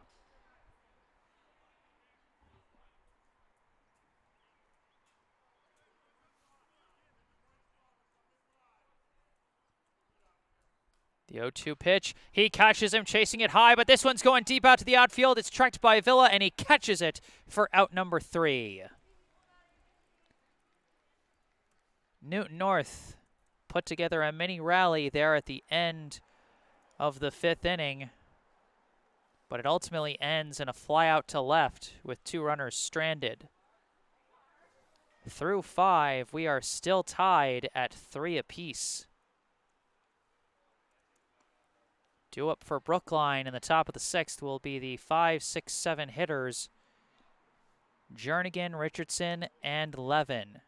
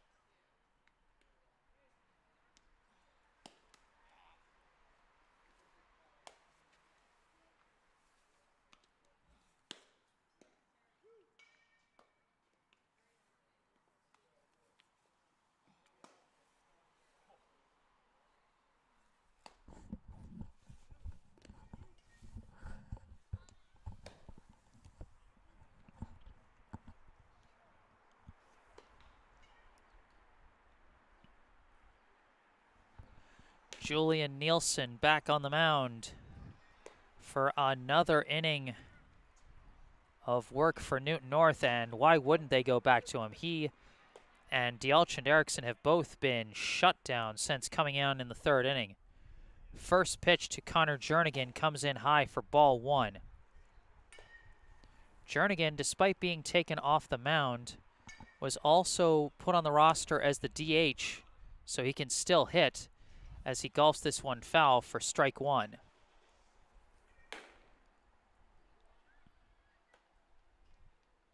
Jernigan, his last time up, he struck out, and the time before that grounded into a fielder's choice. as this one misses for ball 2.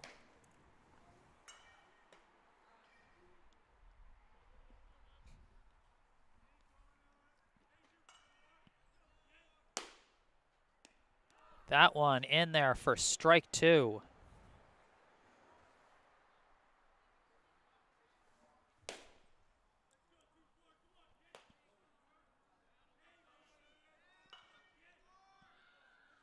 Two-two pitch, and Jernigan stays alive.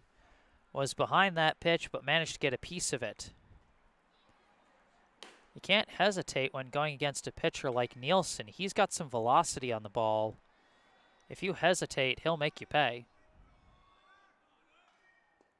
And that one misses for ball 3.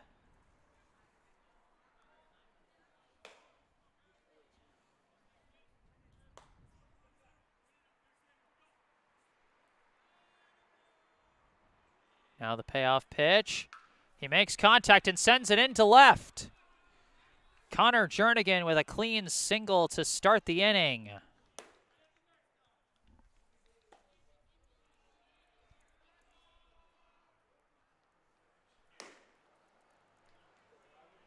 And they're going to bring in a pinch runner. Hard to see from this distance. I'll see if I can catch a jersey number if the runner advances further. But for right now, at the plate, the center fielder, number 18, Matt Richardson. First pitch in there for strike 1. Richardson, of course, his last time up, he had the big double to left that tied the game at 3.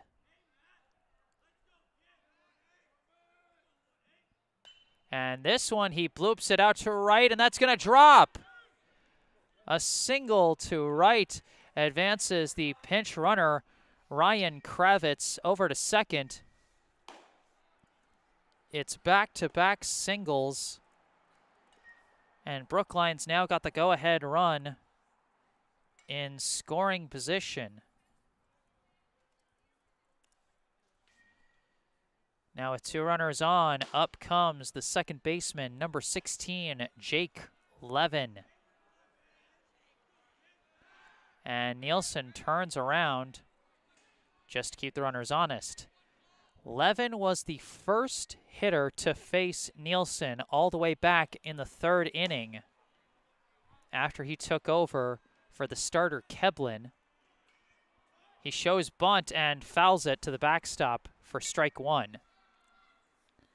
So just like Dialchin Erickson finally ran into his second time through the lineup back in the bottom of the 5th, now so too is Nielsen here in the top of the 6th.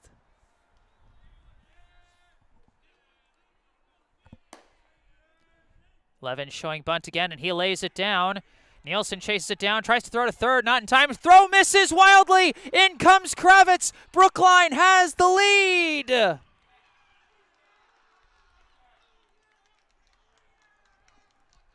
Unbelievable. A great bunt by Levin. A horrible throw, and Brookline takes the 4-3 lead here in the top of the 6th.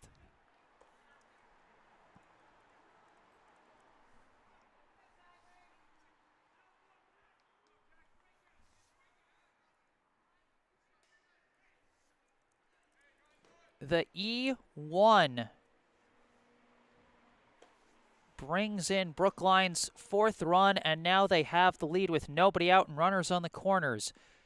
First pitch to Martell. He shows bunt. He pops it foul, and Donnellan's going to track it for out number 1.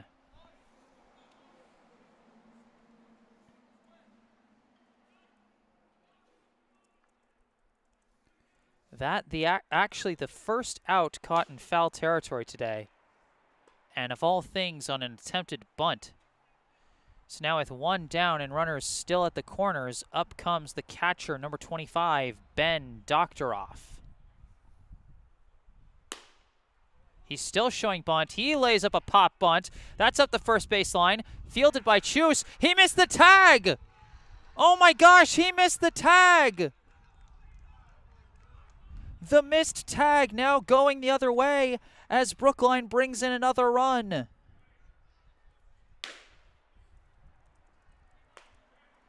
Who ever heard of an RBI bunt single? Matt Richardson comes in to score. Now up the third baseman, number 5, Keenan Sawada. Runners at first and second with one out. Sawada shows bunt but pulls back as that one misses low and away for ball 1.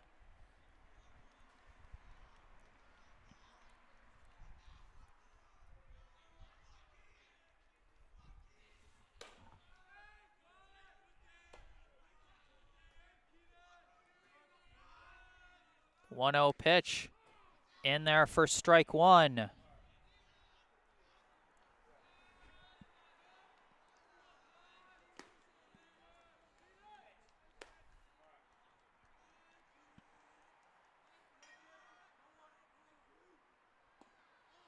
That pitch comes in low for ball 2. Sawada, his last time up, he flew out to left to end the 4th inning. Still looking for his first hit of the ball game, as this pitch hits him. The hit by pitch loads the bases with one out for Brookline.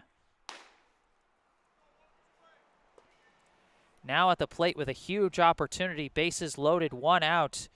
It is the first baseman, number 10, Eli Rothman. They go out to visit Nielsen. We'll see if they decide to pull him. There is action in the bullpen. Number 7, Victor Kyra, has been warming up in the pen this inning. The inning has not gone well for Nielsen.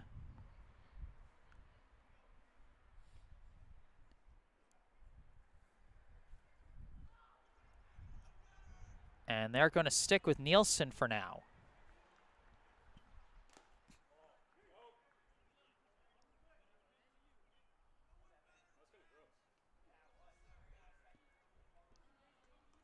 Jake Levin stands at third. Ben Doctoroff at second. Keenan Sawada at first. Eli Rothman at the plate. First pitch, and Rothman fouls it for strike 1. Rothman 0 for 2 so far today with a walk. And 2 groundouts to second, 1 a fielder's choice, as that one misses for ball 1.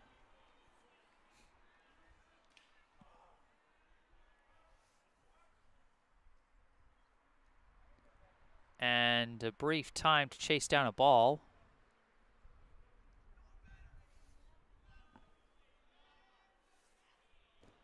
Now a 1-1 count to Rothman.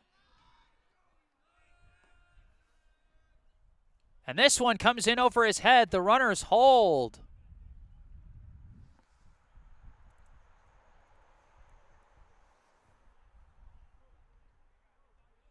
Not the first time the runners have held for Brookline on a wild pitch.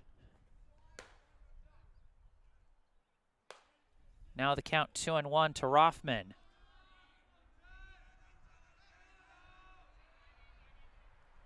This pitch comes in high for ball 3.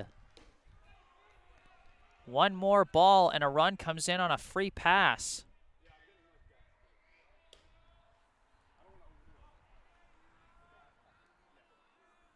The 3-1 pitch. He swings, makes contact, a grounder to short, throws to home for 1, and they get the out at home.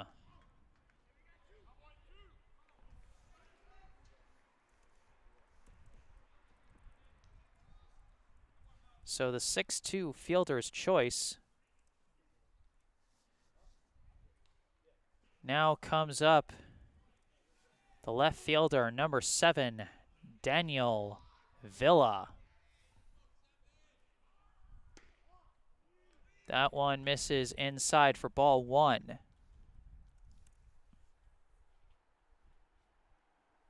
Villa, his last time up, he walked but was caught stealing second.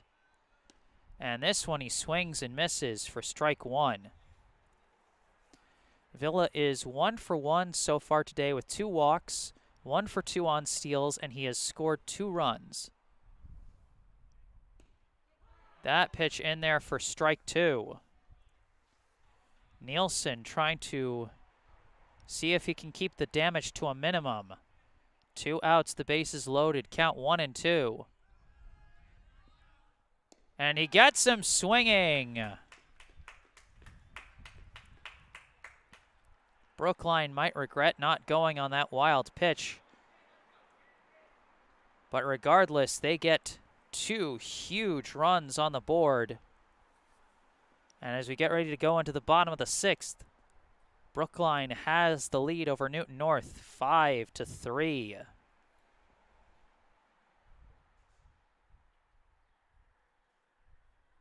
Due up in the bottom of the 6th for Newton North will be the 3 outfielders, Parker, Bond, and Dalton.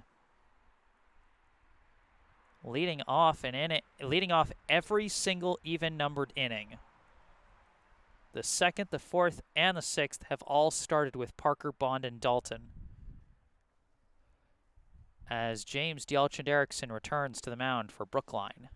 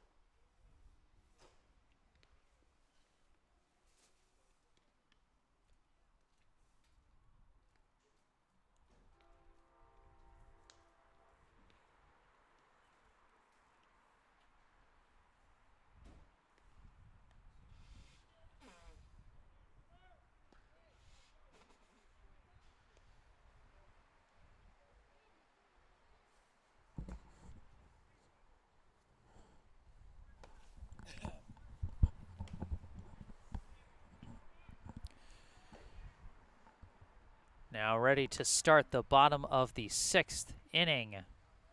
Leading off for Newton North, the right fielder, number 4, Finn Parker.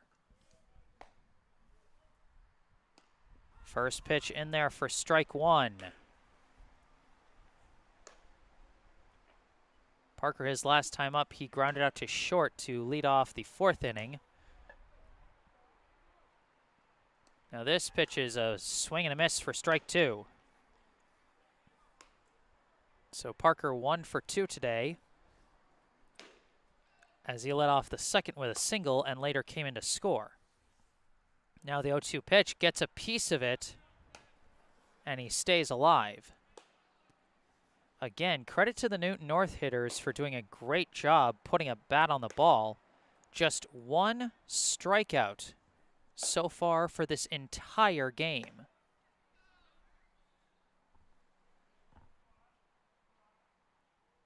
Oh, 2 pitch, and that one hangs and misses for ball 1.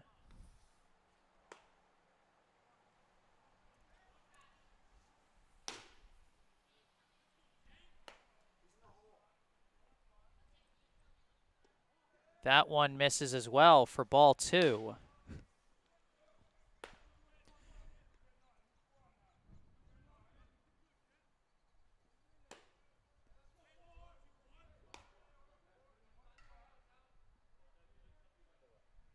Two pitch, hard contact, out to the outfield. Richardson chasing it again, and he's not going to reach this one. This one will go for extra bases. This might go for 3. Indeed, Parker's going to go for 3. It's going to play a play down at 3rd, and it's not going to get there.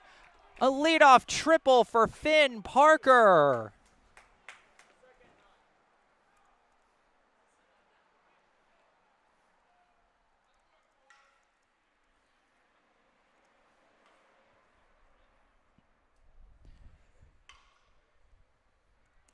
A huge crack of the bat now puts Newton North in the driver's seat of a potential comeback. An immediate runner at 3rd with nobody out. Up comes the center fielder, number 5, Griffin Bond. DeAlton Erickson steps off the rubber.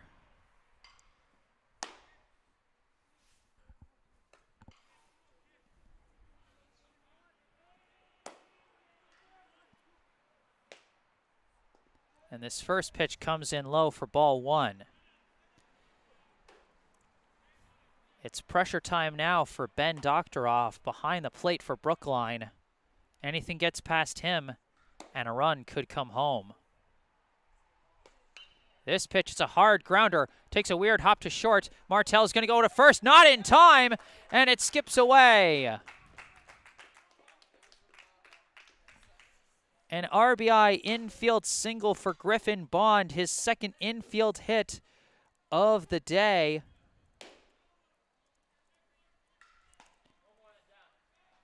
As Parker comes in to score, the Brookline lead is down to 1. With a runner at first and nobody out, up comes the left fielder, number 3, Antonio Dalton. Throw over to first to check on Bond. When a guy gets 2 infield singles and a stolen base, you know he's a threat on the base paths. First pitch to Dalton. He hits a hopper up the middle, fielded by Martell. He juggled it. Can't get the throw off to first.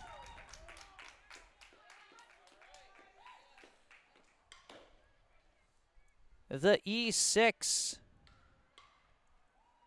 puts runners at first and second, and now a visit out to the mound with DeAlton Erickson. And it looks like they're going to have a meeting at least. Are they going to switch him out for one of his infielders?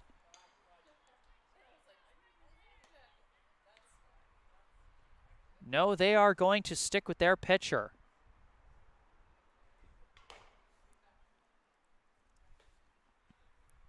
With runners at first and second, the tying run at second, the go-ahead run at first. Nobody out here in the bottom of the 6th. Up comes the third baseman, number 9, Milo Sommers.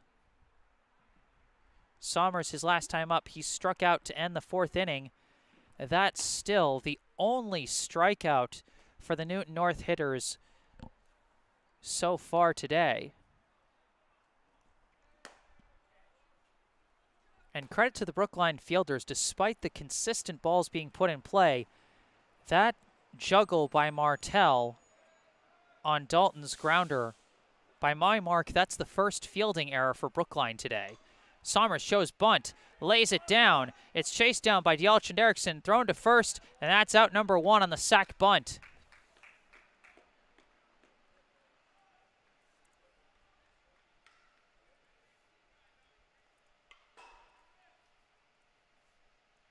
So with now the tying run at third and the go-ahead run in scoring position, up comes the second baseman, number 6, John Mignon.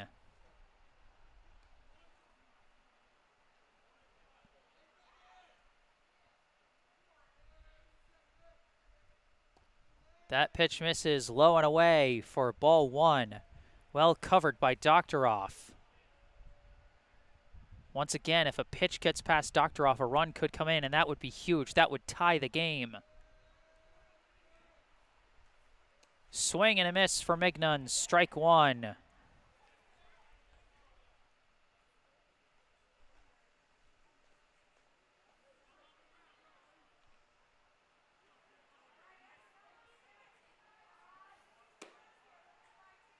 And this one, he slices foul and out of play.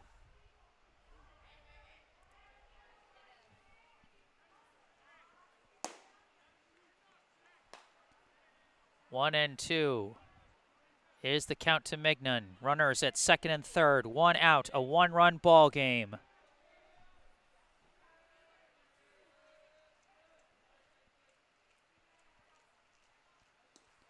Pitch misses outside, ball 2.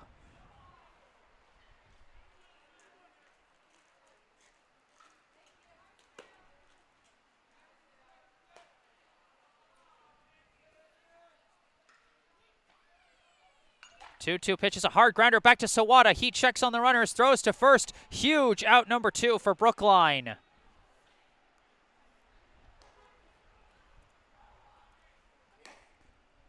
All the runners hold on the grounder to third. And now 2 down. And 2 runners on here in the bottom of the 6th. For the catcher, number 2, Johnny Donnellan.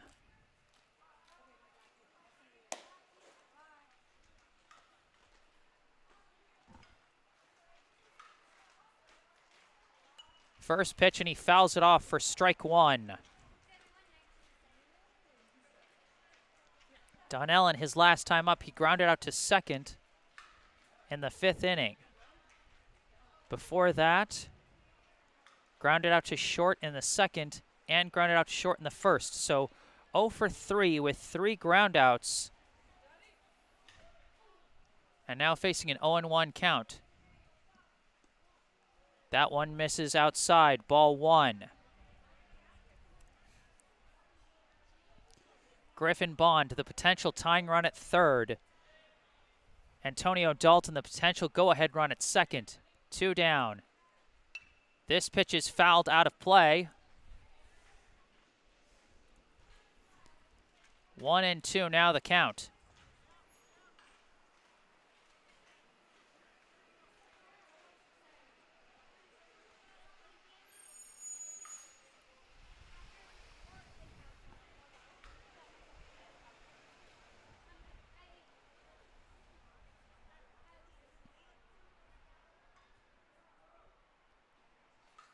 Swing and a miss! D'Alchon Erickson gets out of the jam!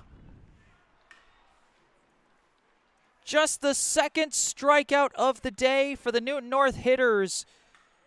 And it comes at a huge moment.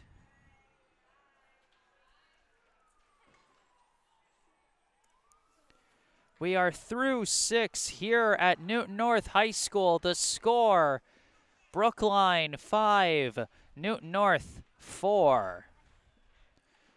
We are going to indeed have a new pitcher for Newton North here on the top of the 7th. This is number 7, Victor Kyra.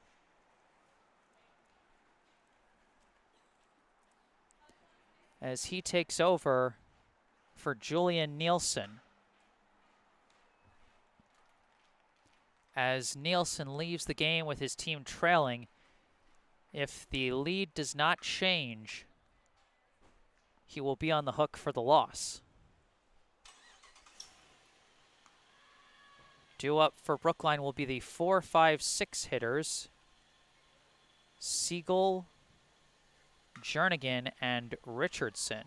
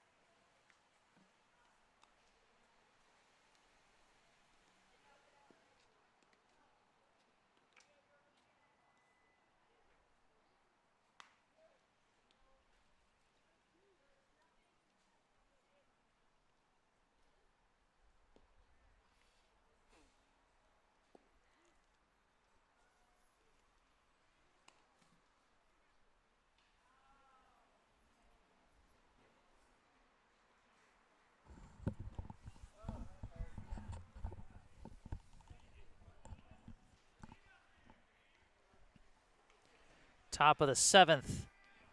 Brookline 5, Newton North 4. Victor Kyra takes over on the mound for Newton North, and the first hitter he will face will be the right fielder, number 20, Harrison Siegel. First pitch comes in low for ball 1. Siegel, his last time up, he struck out to end the 5th. Before that, he struck out in the 3rd and was hit by a pitch and came in to score in the 1st. So 0 for 2 with a hit by pitch, a run scored, and a pair of strikeouts as he takes ball 2 high.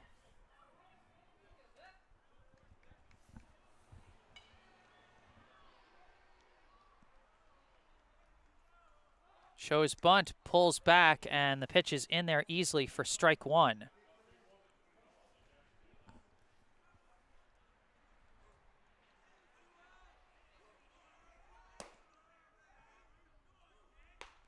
Two-one pitch, misses inside for ball three.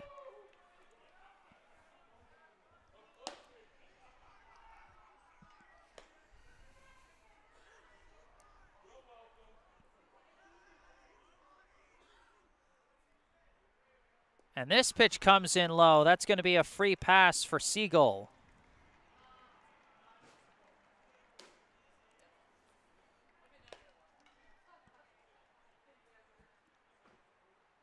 Now at the plate for Brookline, it looks like, do we have a pinch hitter? Oh yes, the pinch runner who took over for Jernigan on the base paths. Number 3, Ryan Kravitz. Shows bunt, lays it down, picked up by the pitcher, and thrown to first for out number 1 as Siegel advances to second.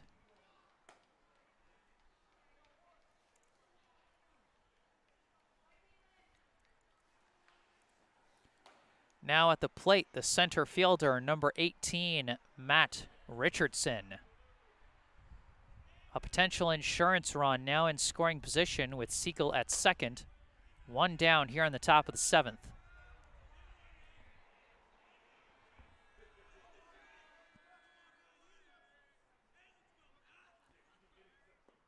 First pitch comes in low for ball 1.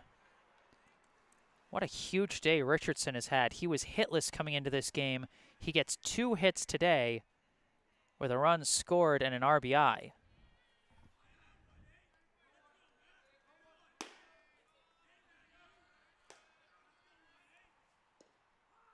And that one's in there for strike 1.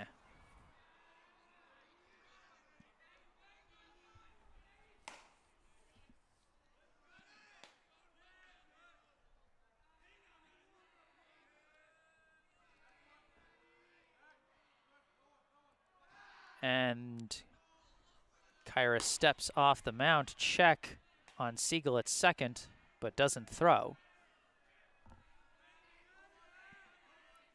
Now the pitch, and that one misses for ball 2.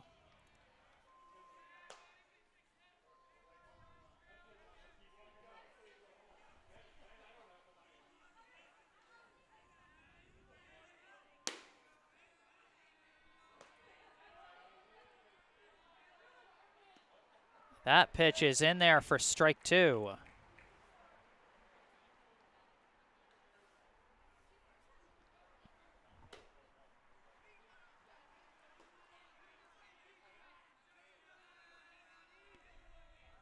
Kyra checks on Siegel at second. Now the pitch, and that skips in the dirt.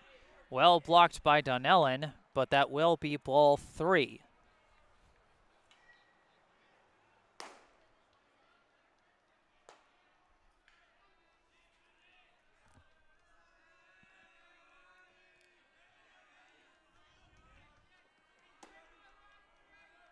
Now the payoff, no!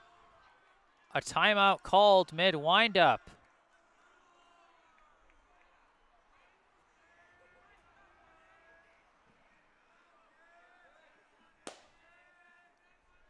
Now Kyra resets. Now the payoff pitch, and that comes in low for ball 4.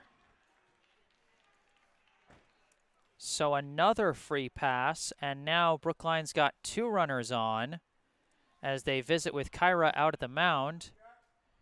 And we might see another reliever. It looks like we will. Coming into the game for Newton North, their 4th pitcher now, number 8, Jack Sokos-Drude.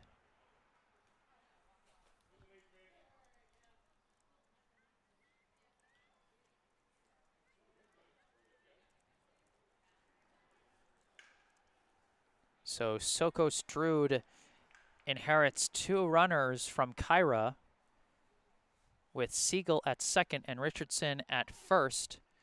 Due up is the second baseman, number 16, Jake Levin.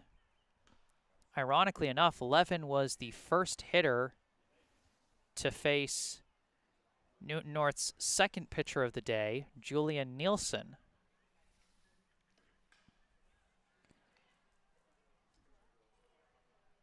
So we're now up to 4 different pitchers for Newton North today. Liam Keblin got the start on the mound. He pitched the first 2 2/3 innings, gave up 3 runs, 2 of them earned, and then was relieved by Julian Nielsen. Nielsen took care of business pretty handily for a while, but then in the top of the 6th, the wheels started to come off as he gave up 2 runs.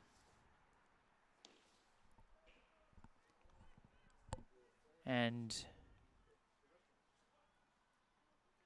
then he was ultimately, he was allowed to finish out the inning, but then was relieved by Victor Kyra, who then got through a third of this inning before being pulled for Sokos Drude. So now here's Levin. First pitch in there for strike 1.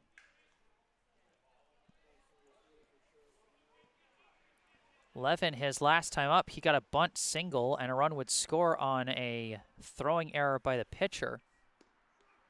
And that's strike 2.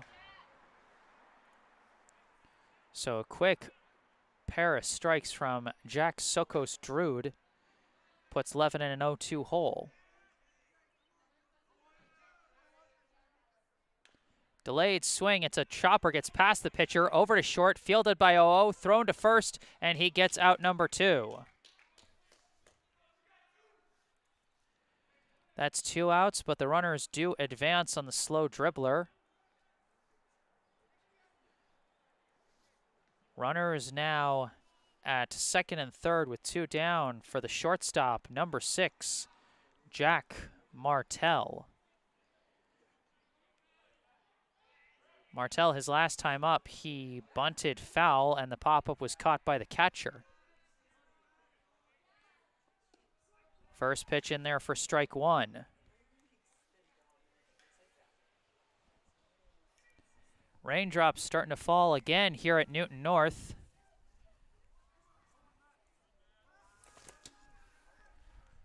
This pitch is dribbled foul by Martell for strike 2.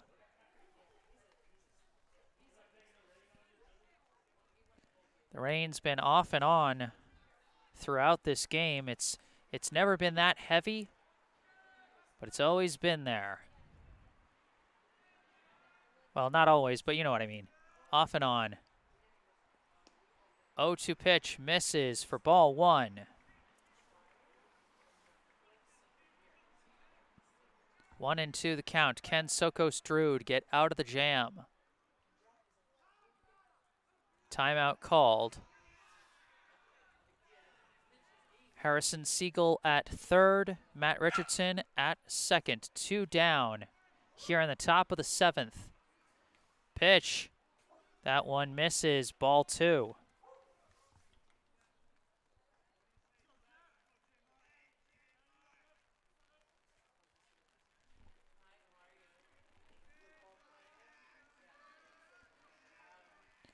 And a swing and a miss. Martell goes down on strikes to end the top of the 7th. So Brookline cannot advance the lead beyond 1.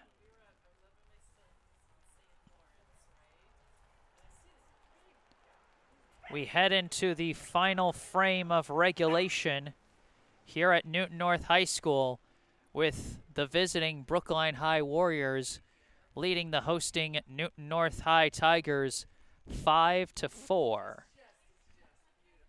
Back to the mound for Brookline will be James Dialchand Erickson. If he can finish things here, he will get the win. It'll be his first win on the mound for a pitcher that has done very well so far this season, but who has had literally 0 run support. I mean, literally 0, not a single run Before today, not a single run was scored when D'Alchand Erickson represented his team on the mound. Until those 2 runs scored by Brookline in the top of the 6th.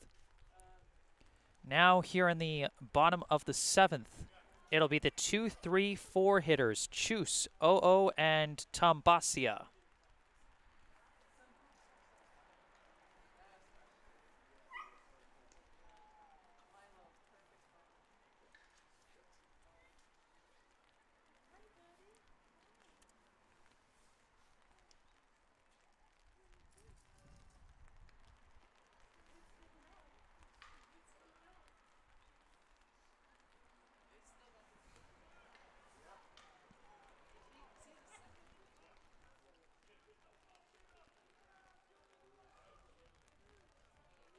So as the rain falls here at Newton North High School, the Tigers come to the plate for their last chance.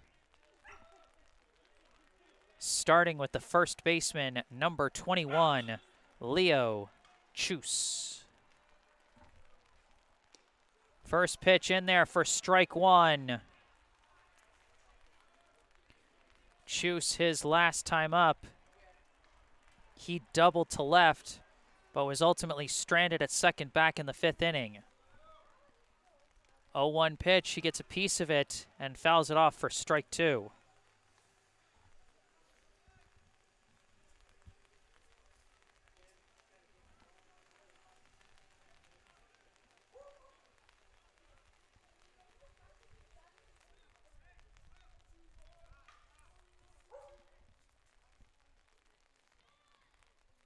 Got a timeout called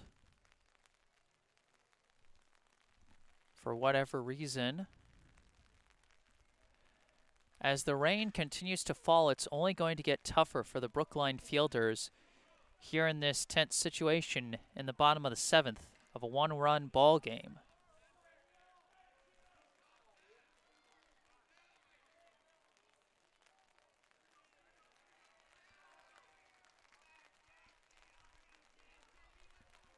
So whatever that was, we now resume the action. Pitch comes in high, ball 1.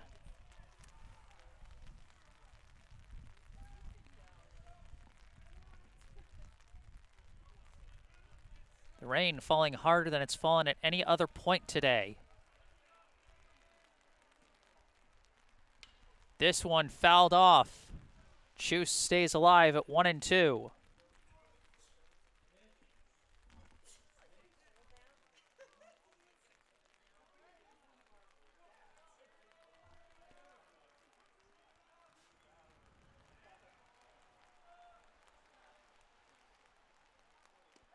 That one comes in high for ball 2.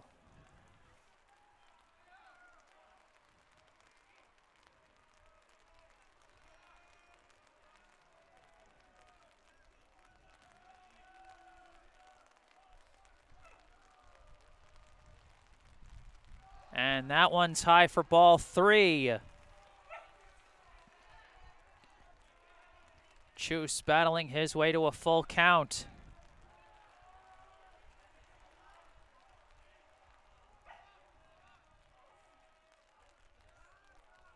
And a timeout called. Big payoff pitch coming here.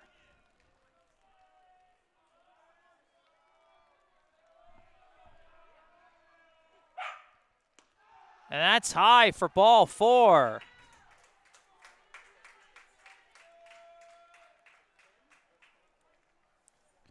The tying run now at first. Now up comes the shortstop, number 24, Miles Oo.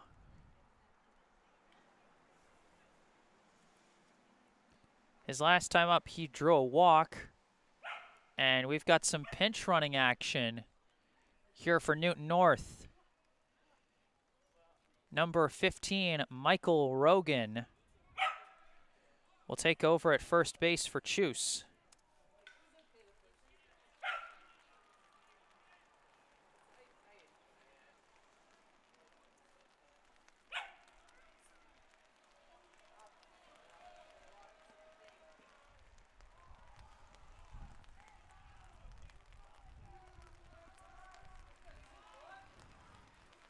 Dialchin Erickson checks on the pinch runner Rogan. First pitch to 0-0. High and inside, ball one. The Newton North dugout getting hyped for a potential 7th inning comeback. Tying run is at first, winning run at the plate.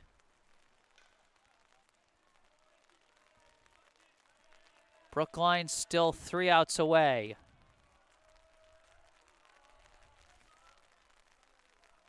And a throw back to first. Rogan dives back safely.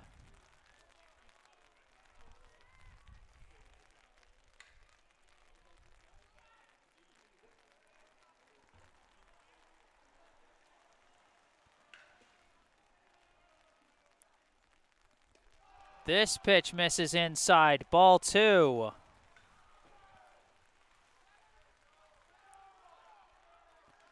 And we've now got a meeting at the mound. Is Dialchin Erickson going to be pulled here in the 7th?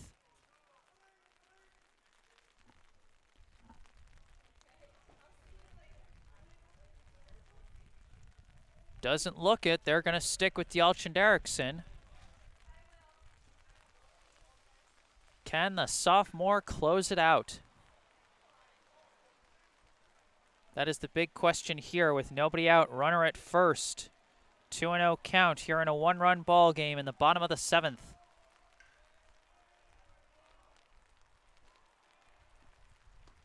That pitch misses inside. Ball 3.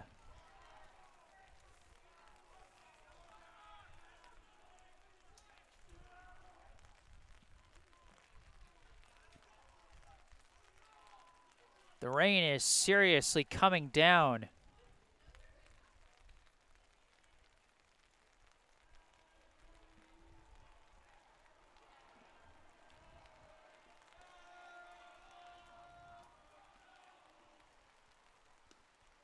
That pitch in there for strike 1.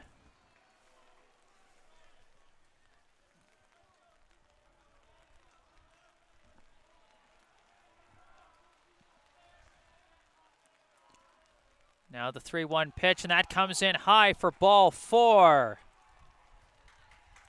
Back-to-back walks to start the bottom of the 7th. Now up, the designated hitter, number 25, Daniel Tambasia. The tying run is at second, and the winning run is at first. We got another meeting at the mound.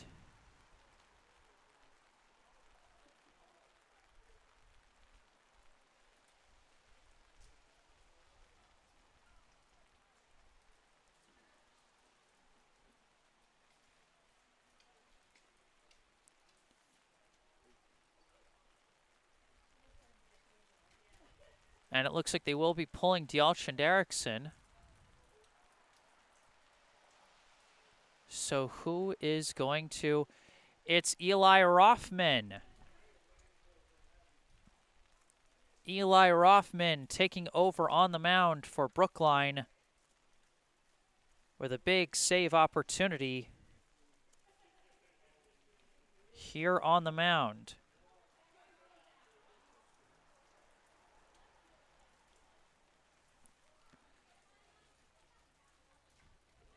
It looks like they're going to put Dialchin Erickson at short and Martell at first.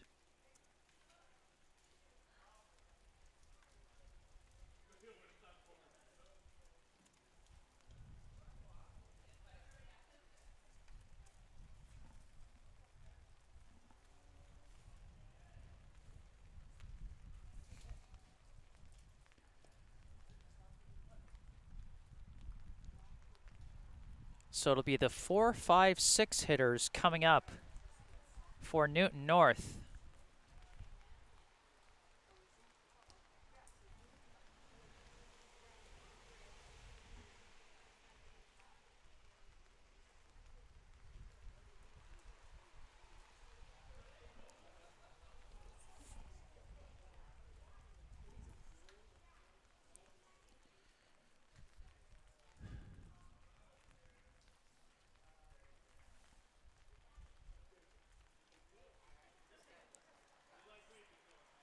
So it'll be so Dialchand Erickson is on the hook for the inherited runners. Pinch runner Michael Rogan at second base representing the tying run. Miles OO at first representing the potential winning run. So if those runs both score, Dialchand Erickson would be on the hook for the loss. However, if Rothman can take care of business here, Dialchand Erickson will get the win, and Rothman would get the save.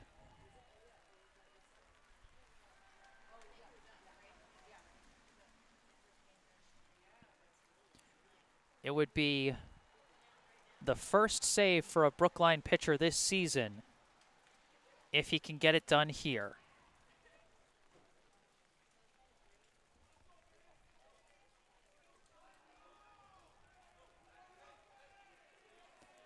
At the plate, the designated hitter, number 25, Daniel Tambasia. First pitch is fouled off for strike one.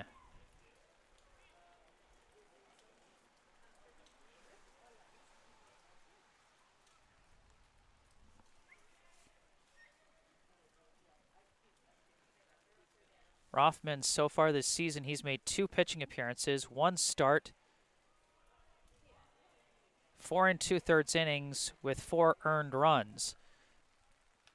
This pitch is fouled off for strike 2.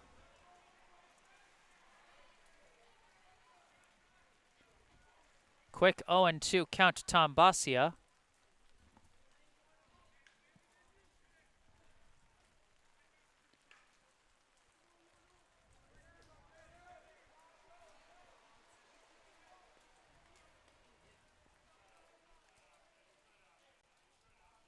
Oh, 2 pitch comes in the dirt. Runner's taking off. Doctoroff throws down to third. And he's safe. The tying run now at third with nobody out.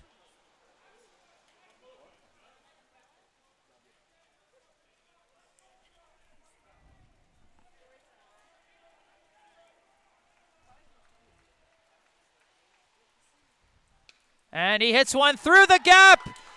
The game is tied, and they hold 0 at third. But it gets away from the catcher. Here he comes, and this game will end.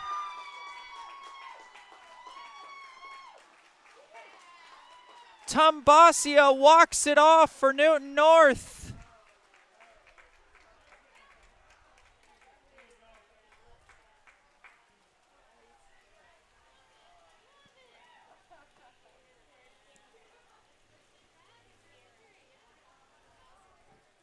The game ends on a walk-off. What a game it was. It was about as brilliant as the weather was miserable. Your final score: the Newton North High Tigers 6, the Brookline High Warriors 5.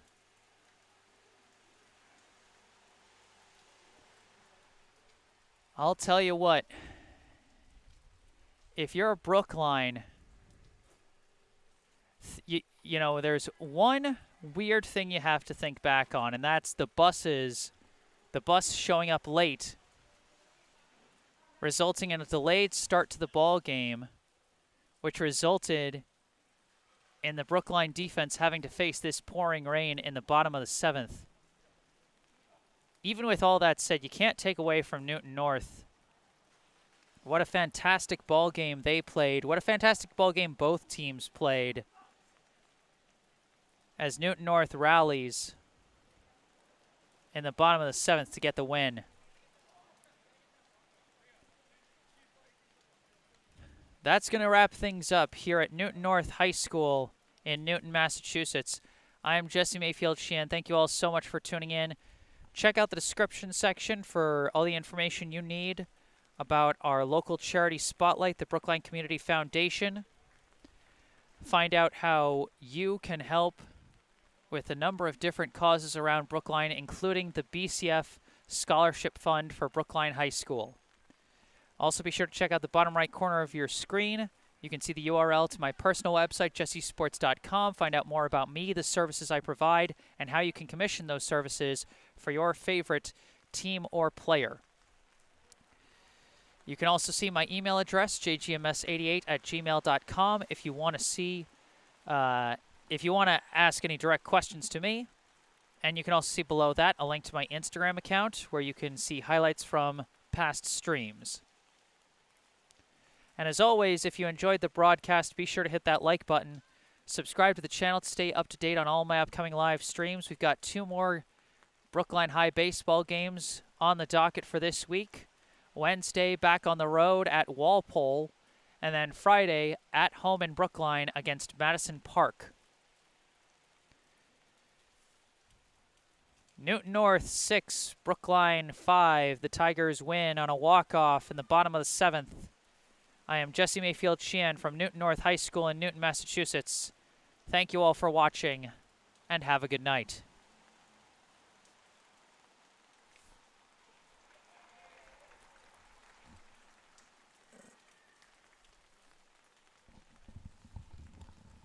One second.